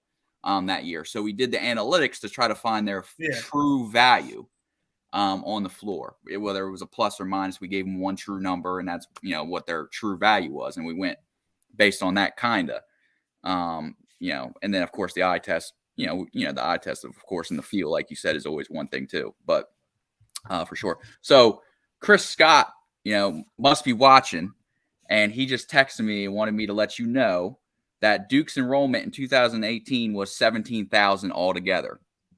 17,000. Yeah, I knew my number was too high, but still 17,000. That's up there with all the big programs. He said, tell Zach to stop over exaggerating and make Duke look so bad. No. He was right because Duke's a private school and a school like UNC is a state school. So UNC would have like the 30,000 students for Duke. But that's still proving my point of what I'm talking about. Yeah, I mean 17,000 compared to 2,500. Yeah. But you know what I'm saying? That's a huge student body compared to what St. Peter's is dealing with. But you got to think about what it was when he took over the job and how that Duke's basketball program takes up a lot of the revenue. That would be a fun thing to look at, sure. Like, that would be a fun thing to look at. I'm pretty sure it wasn't that big then as it is now. No, you're probably correct. Although he's built that program into a powerhouse. Although you'll say this about Duke, before Coach K got there for basketball, there was a famous football coach by the name of Steve Spurrier who, kind of did some things for them as a quarterback and then as their football coach. And then, that kind of helped I think that was right around the same time Coach K got there. Maybe Coach K got there like a few years after. But that was, I think, the early 80s or whatever, the 80s when Spurrier was the coach there. Coach K got there maybe mid to late 80s or whatever it was. And that's kind of turning all of it around. But they were already kind of going up, like in the positive direction as an athletic program, and he's kind of the guy, like nobody ever thought when he took that job, they were ever going to become like the dominant dynasty that they were. So I guess, that's a fun, that's fair to say, hey, yeah, that was a good job, but nobody, Duke was never thought of to ever like, oh, you're not going to be able to grow, you're going to turn that into a dynasty. Yeah, good luck with that. Well, he did. And yeah, you're right. Nobody probably ever thought when he took that job that was ever going to happen. So he did learn under somebody pretty good. So yeah, I mean, that's a fair point. His first couple of years, he had a losing record. I mean, people forget that. I mean, his first couple of years. Yeah, he did. No, Duke was an awful basketball program. Yeah, they were terrible. They were known for their football program. Yep. Yeah. Which is weird because now their football program stinks. But now their football exactly. It's what it is. It's amazing what happens when we know where the resources went. We know where the resources went. Hey, you got a lot of value in the basketball program. If you just start like investing in this, we'll be okay. Like that football program ain't going to take you nowhere. Yeah. We got an update. 2 minutes left in the first half. It's 37-32 Duke. With 2 minutes a minute 54 to 37-33, so I'm a little bit ahead of you. So it looks like that they decide that they want to start out well now because they've been Arkansas took an early lead in the game, but then it's been mostly Duke since then. So Duke had 6 turnovers in the first 11 minutes. They only have 1 since. Which kind of sounds that'll help Alan. Kind of sounds like yesterday where they got off to a 10-2 snide. But then since after that, they cleaned things up, and then they were able to come and take the lead in the second half against Texas Tech. That's been a thing for them. But if you take away the first couple minutes of that game and then this game, they've been nearly perfect between 2 games so far. They just need to keep it together for the second half, which that's been the better half. All postseason has been the second half. They struggled a little bit first half, and then they get together the second half. So it's kind of a switchback now where they've been playing a good first half now, and let's see if they play a second half better. It'd be crazy to think that a team like this, if they were able to win the national championship in his last year, he came out beginning of the year. He was like, I'm retiring. And he's like, I'm done. He's like, I'm done at the end of the season. And for them to win a national championship, that's the way you want to be sent off, especially a team like this. He's been coaching 30, 40 years. Of course, he was groomed by, of course, Knight. He coached at Army. He's the face of Duke. Anything Duke, I'm going to say he's the face of that whole school. Yeah, absolutely. They named. I'll just be a smart ass, and I'll just say he has a jeweler that kept his mouth shut for all of his success over the years. But hey, let's not open up that can of worms. Alan knows what I'm talking about. So, come on, Alan, you know what I mean. Well, listen. There's nobody. I believe there's nobody in America that's a bigger Coach K fan than Chris Scott. So he actually texted me. He's not very tech savvy, bless his heart, but he actually texted me because he's trying to figure out how to comment on the video on the live stream. He can't figure it out. But he's like, here's a good question. He's like, now that Coach K is retiring, who's the best coach in the country? It might be one of the guys might have to be Jay Wright. I was going to say Jay Wright. I might go with Jay Wright. I'm with you. I might go with Jay. But here's the crazy thing. I'm a Cal guy. Cal's my favorite coach, but I'll probably go with Jay Wright. You know who's also a very underrated head coach and I think doesn't get enough love in a lot of similar ways to Jay Wright is Mick Cronin with UCLA. Did a lot of great things with Cincinnati for years and then took UCLA to the Final Four a year ago. They were, they're back in the tournament this year making a deep run. He's a guy that is like another really, really solid coach that I don't think gets anywhere near the love that he gets. But he's not on Jay Wright's level. Jay Wright will steal your lunch money on a consistent basis. He's a nice enough guy where you don't even realize he's doing it, sort of thing. That's what I love about Jay Wright. He's going to outcoach you, and you won't even realize it until it's long over and done with. But for a guy that had 2 national championships, and then people not in a 5-year stretch, in a 5 year, he won 2 in 3 years. 2 in 3 years. And he's not even being talked about in that thing. We mentioned, of course, should get way more love. Yeah. Like the first name that comes is would be like John Calipari, Jim Boeheim, because he's still there right now.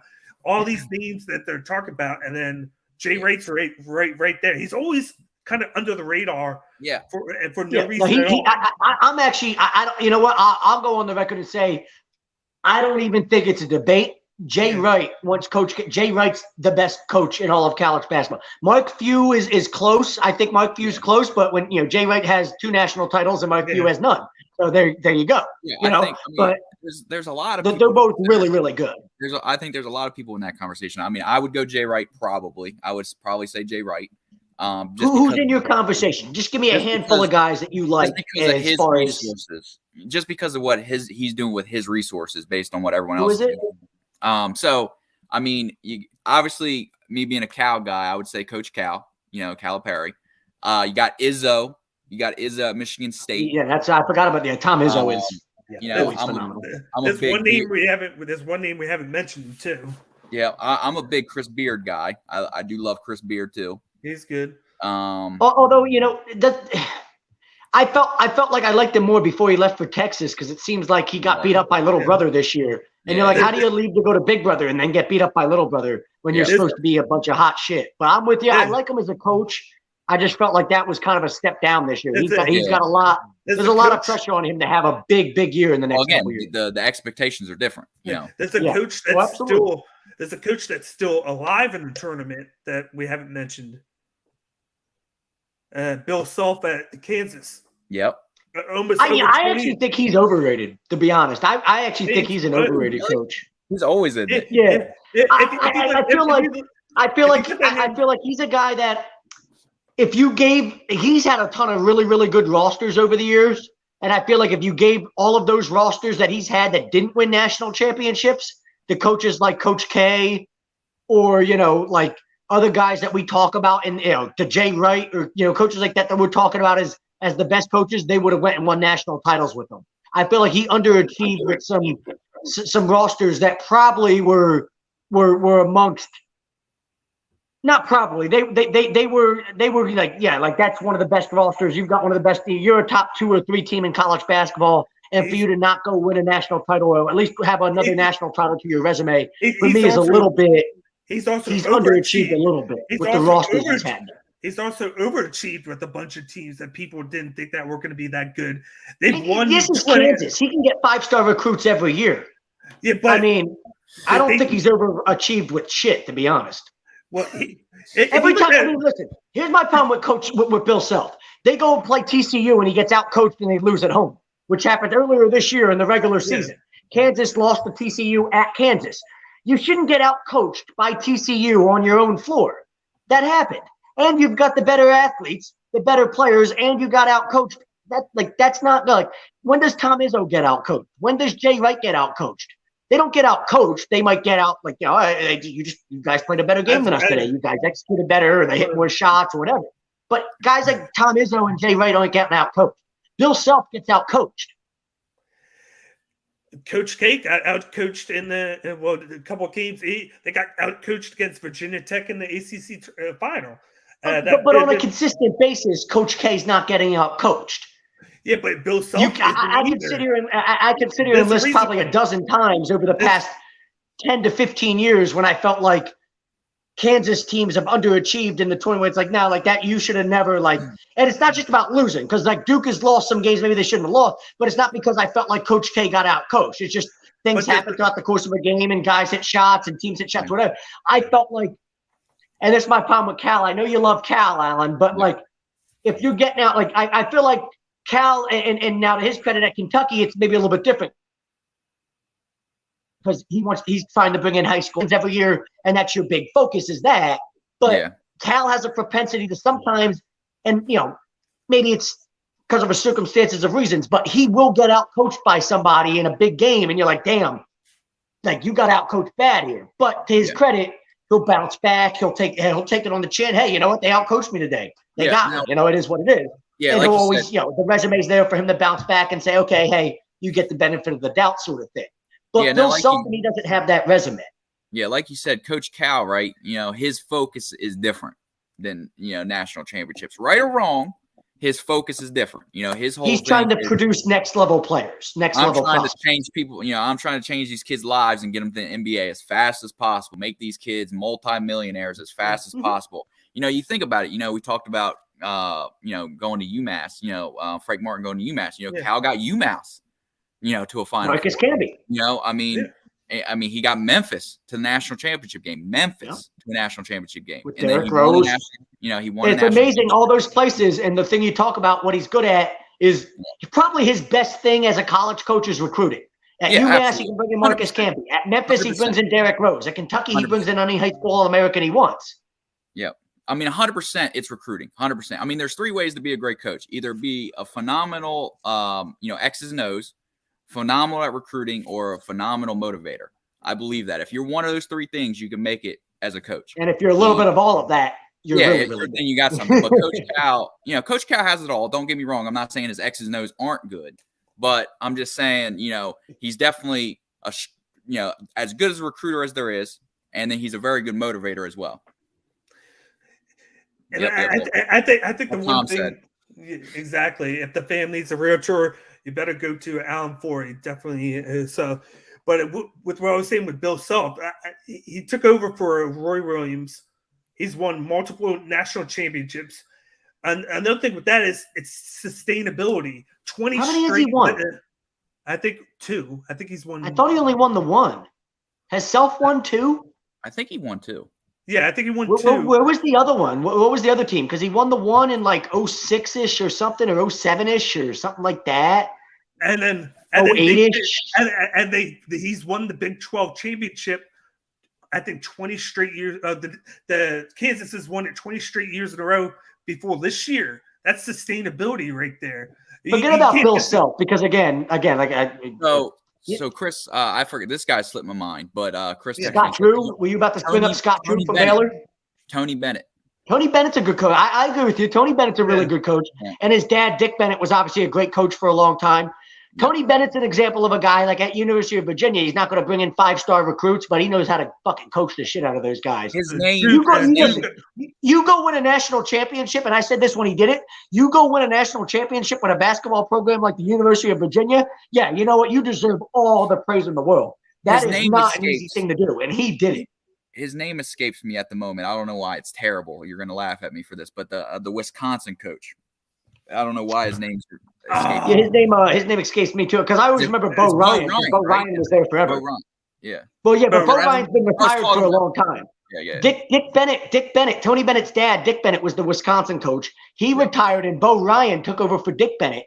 And now that Bo Ryan retired, the dude that's there now, and it's killing me that I can't remember his name either. But yeah, he's there now. But that's a program that's like they kind of lost a little bit. In the past few years than what they were when Bo Ryan or Dick Bennett was there. But somebody that needs to be brought up that we didn't bring up earlier, Scott Drew at Baylor.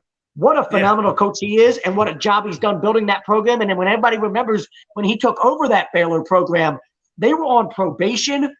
They were like absolute rock bottom when he took over that program after leaving Valparaiso. He took over that program, and they were on recruiting restrictions. They were really bad for his first few years there. And he's now been there for close to 20 years or whatever it is, at least 15 years, and they've built that into obviously what is a national championship program. They just won their first national championship a year ago. But when you spend 15 years building a program from rock bottom into a national champion, I mean, that to me is like, yeah, you can come lead my program any day. That guy's got to be in my top 5, top 3 coaches. Maybe it's Jay Wright and Scott Drew for me. I mean, I might, because I still like Jay Wright more than anybody, but I think I like Scott Drew more than I like Mark Few. And obviously, I mean, how can you argue with that considering Baylor beat Gonzaga straight up last year for the national title, right? But I would say Jay Wright wins championships and Mark Few produces NBA talent. I don't even know if I'd say that. Because I mean, look at all those players coming out Gonzaga that are NBA caliber. There's some decent kids coming out. I mean, Villanova's had some really good guys that maybe weren't like Greg Gard. Thank you, Tommy. Thank you, Tommy. Yeah, Greg Gard's the head coach at Wisconsin.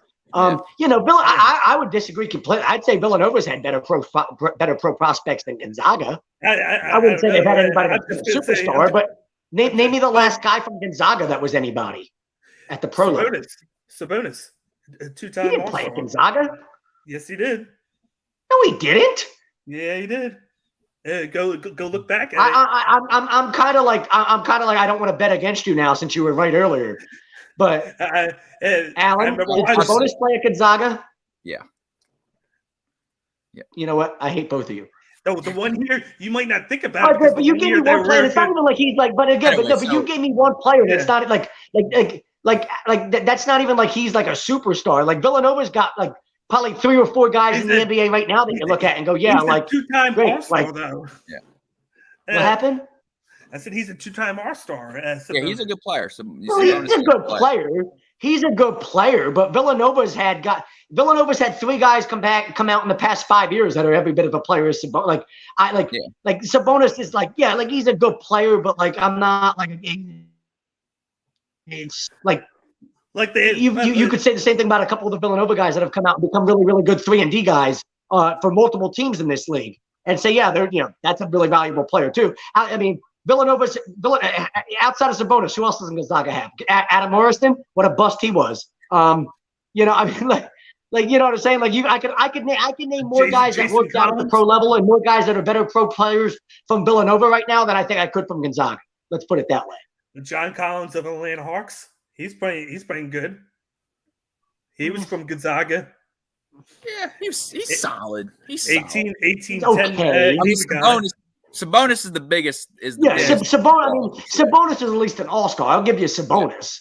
That's fine. Sabonis is a solid player, but I still think it's ridiculous. I still think it's really ridiculous to say that they produce better pro prospects than Villanova does. So anyway, well, I'm going right. Hell, Randy Foye had a great run as he had a solid run as an NBA pro, played a ton of years in the NBA. I think the guy that you should mention is Kyle Lowry, Kyle Lowry, obviously, that's absolutely the guy. I mean, you want to talk about guys that Kyle Lowry is a better player than Sabonis will ever be. Let's be honest. Kyle Lowry and his run and his peak, Kyle Lowry's peak is better than what Sabonis's peak will be. Yes. I don't think so. Sabonis has a high ceiling. Kyle Lowry was like such a huge part of helping turning that Raptors team into the championship team that they became. I know Kawhi was the guy that got them over the top, but that does not happen without Kyle Lowry being there, helping to build that culture for years of what they were. Do not give me that. No, Sabonis has a high ceiling, though, like a really high ceiling. Like he could be a special. Yeah, but that's player. One player. One player. I've already named Kyle Lowry and Randy Foye and how many other guys in the NBA right now from Villanova. That you gave me one guy from Gonzaga. I agree. I agree with Villanova has more better NBA players, but what I'm saying is Sabonis has a very high. No, Sabonis is a good player. I agree. I'm not trying to sit here and say Sabonis stinks. I never said he stunk. Well, I'm saying I do think he's overrated at times. I do think people overrate him at times because when you're talking about like elite big man, he's not an elite big man. He's not like an elite guy in that conversation. Yeah. But he's a really, really good guy. He's a really, really good player. He's just not elite in that conversation. Yeah. But I think people try to overrate him and put him into the elite conversation with the guys like Embiid and Jokic and guys like that, and he's just not. Well, I wouldn't even say nobody to be fair. No. But I'd say there's just as many guys from Gonzaga as there's Nova. You guys disagree because because Villanova's been doing this for fucking 15. Great, Randy Foye came out the same year that Adam Morrison did. Adam Morrison was a complete fucking bust. Randy Foye played in the NBA for like 15 years, 12 years. Kyle Lowry's still playing in the NBA.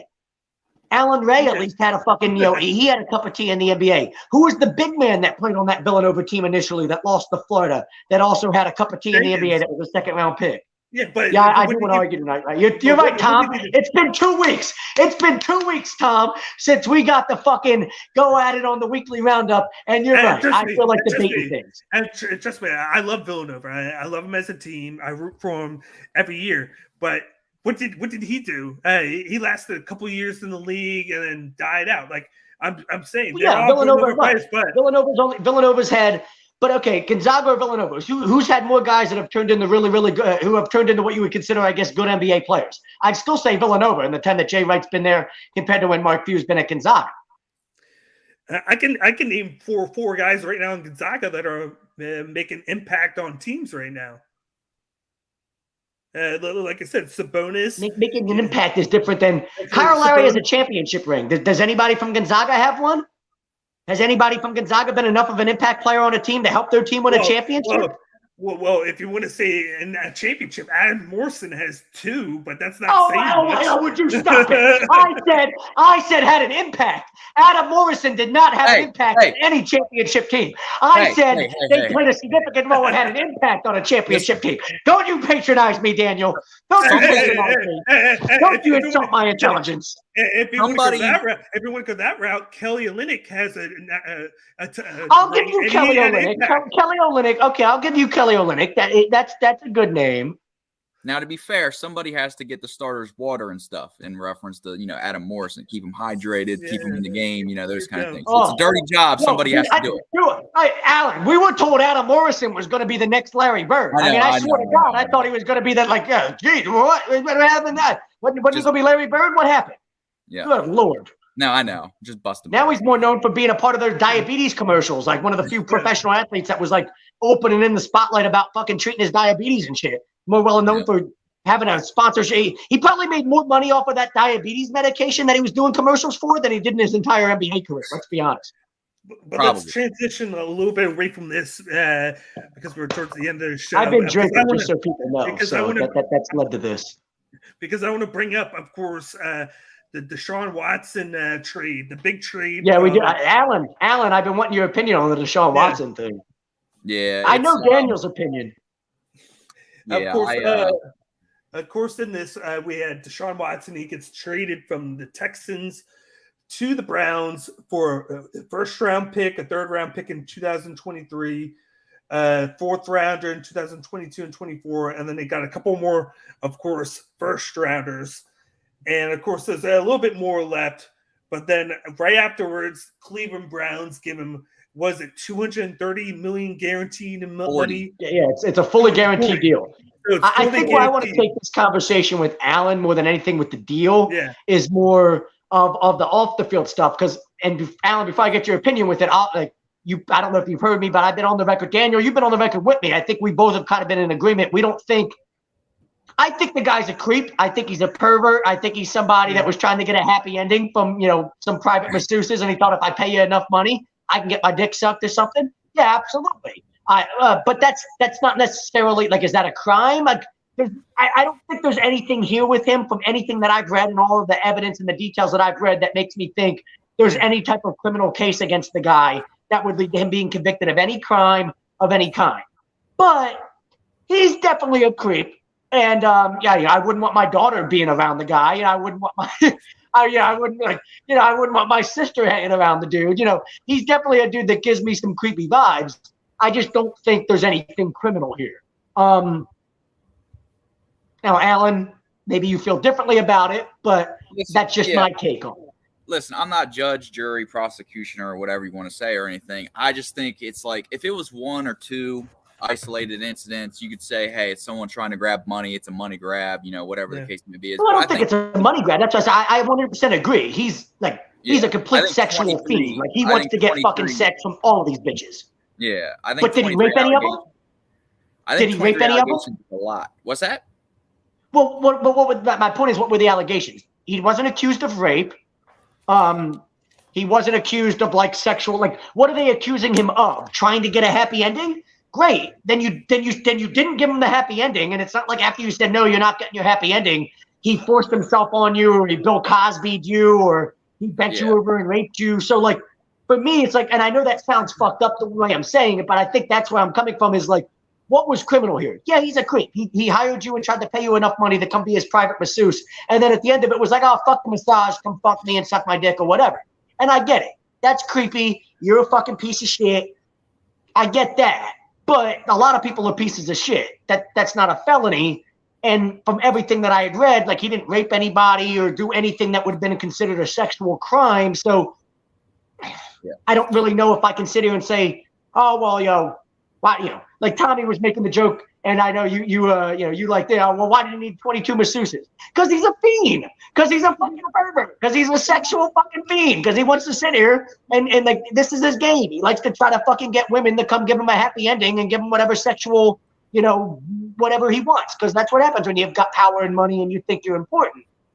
Well, Baker Mayfield got a blowjob from in the back of his car from an Instagram model while he was married. Like his rookie year with the Browns. And that whole thing went viral and became funny. But is that a crime? No. I mean, it's not a crime. So I think I want to separate the two things. He's a creep, 100%. I just don't think he's a criminal. My big thing about it was, and I don't know if you saw, I'm guessing since, you probably saw my comment on the, on Tom's, post that he had. Yeah. My big thing about it is that Calvin Ridley gets suspended for a year for gambling on his team to win, by the way. For his team to win. Okay, we only have evidence that he was gambling to win, but that doesn't mean he also didn't gamble on the lose or anything. I say this to Pete Rose. Like Pete Rose has always tried to claim he gambled to win, but I'm the biggest degenerate here, and I'll tell you, as the biggest degenerate here, Alan. If you think a bet will win your money, that's what you're worried about. You ain't worried about betting on your team. You're worried about winning yourself some money. But anyway, I always say this about the betting side of it.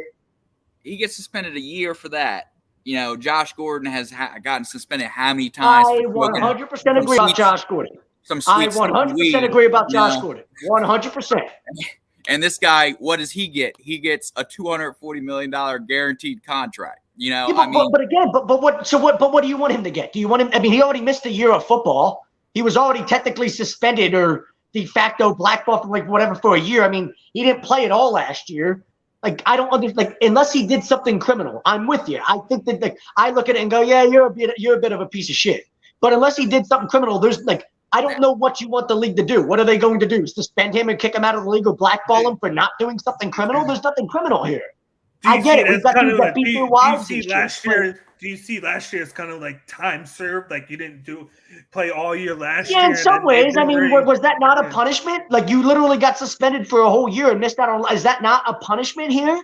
I mean, they spent a whole year doing an investigation where you didn't play football. That investigation turned up where a grand jury decided to not indict you on any charges. Then a second grand jury said, we're still going to investigate you. And they decided they're not going to indict him on any charges. That just got announced yesterday or whatever. Yeah, I saw that actually. So, but the civil case is not being. Well, and that's another thing. And I'm not going to call him money grabbing whores either, because I don't think that I agree that he probably made a lot of these women uncomfortable.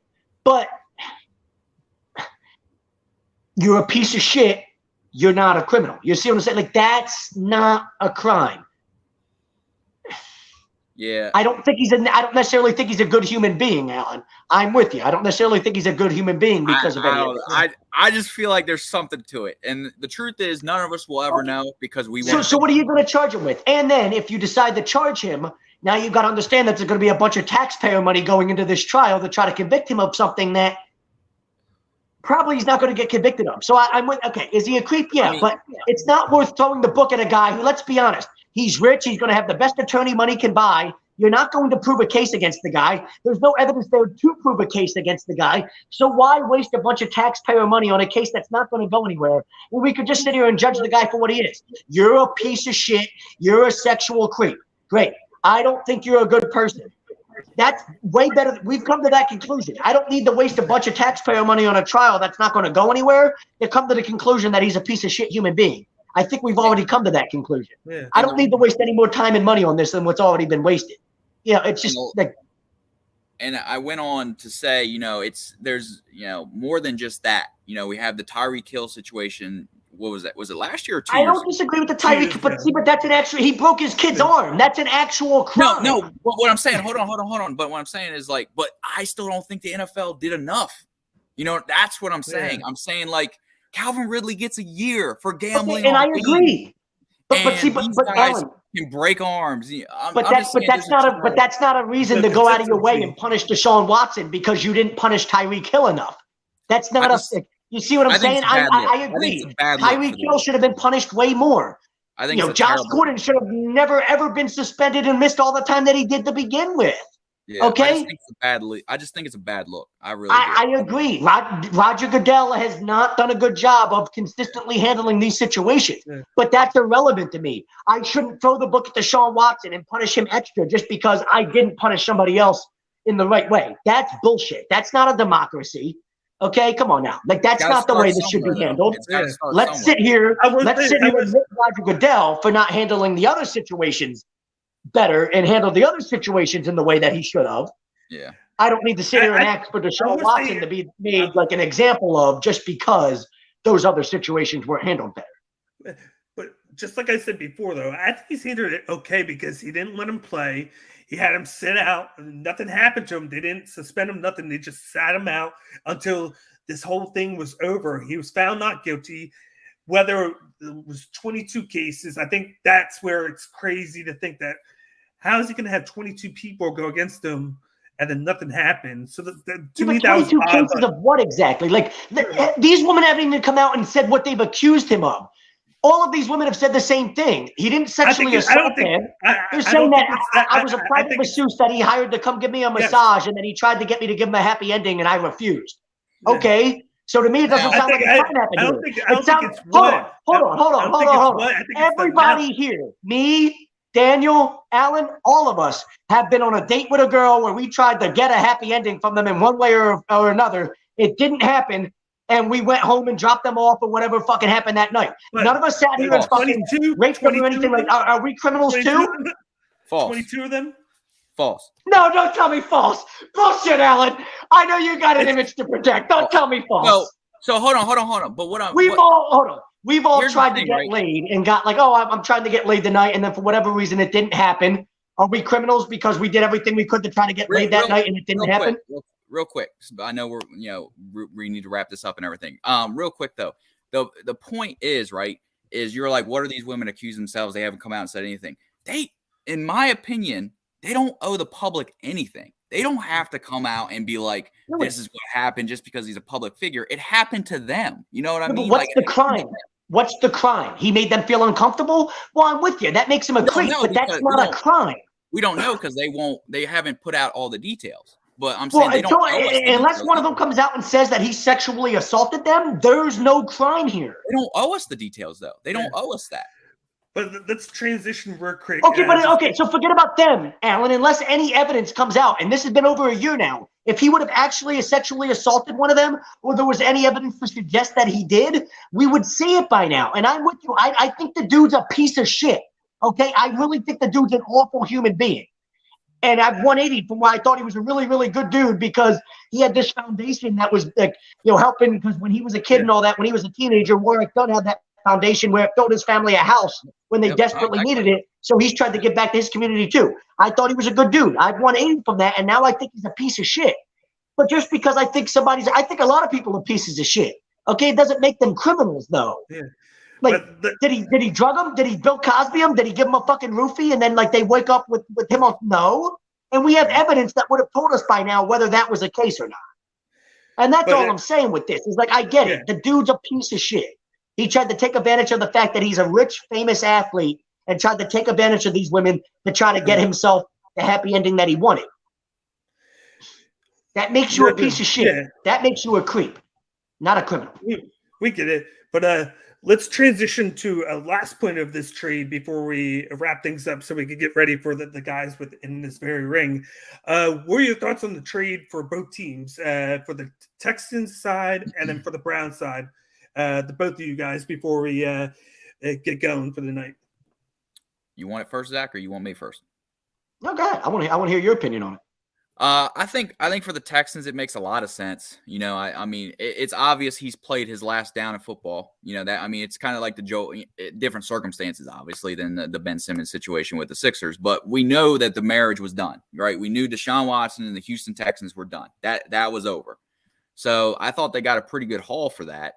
You know, I thought they have some pieces now. Are they going to be smart with it? Are they going to draft the right pieces? Are they going to draft the right players? Are they going to move those picks for, you know, who knows what they do with it? But I feel like they got a pretty good piece for it. And I think, you know, people forget the Browns, was it 2 years ago? I think it was 2 years ago. They were a muff punt away, you know, from beating the Chiefs. You know what I mean? So Deshaun Watson, you know, we have to see. There's a rumor saying that he's still going to get suspended at some point. I don't know if that's true or not. We'll see what happens with that. But you know, they're a team that were on the cusp just a couple years ago. Now, to be fair, I do think Baker gets a bad rap because, you know, people forget how terrible Cleveland Brown football was before he got there. Like, they were a laughing stock. You knew they were always going to be dead last in the division. You knew there were 2 easy wins, you know, for the division. You knew there were 2 easy wins on your schedule. And again, he got them within a muff punt away from beating the Chiefs a couple years ago. So I do think he gets a bad rap, but obviously Deshaun Watson is an upgrade over Baker Mayfield. For sure. So I think it helps the Browns as well, depending on what goes on with the suspension and all. Now, $240 million is a lot of money to give anybody. To be fair. So, fully guaranteed. No, that is. And I don't know. Yeah.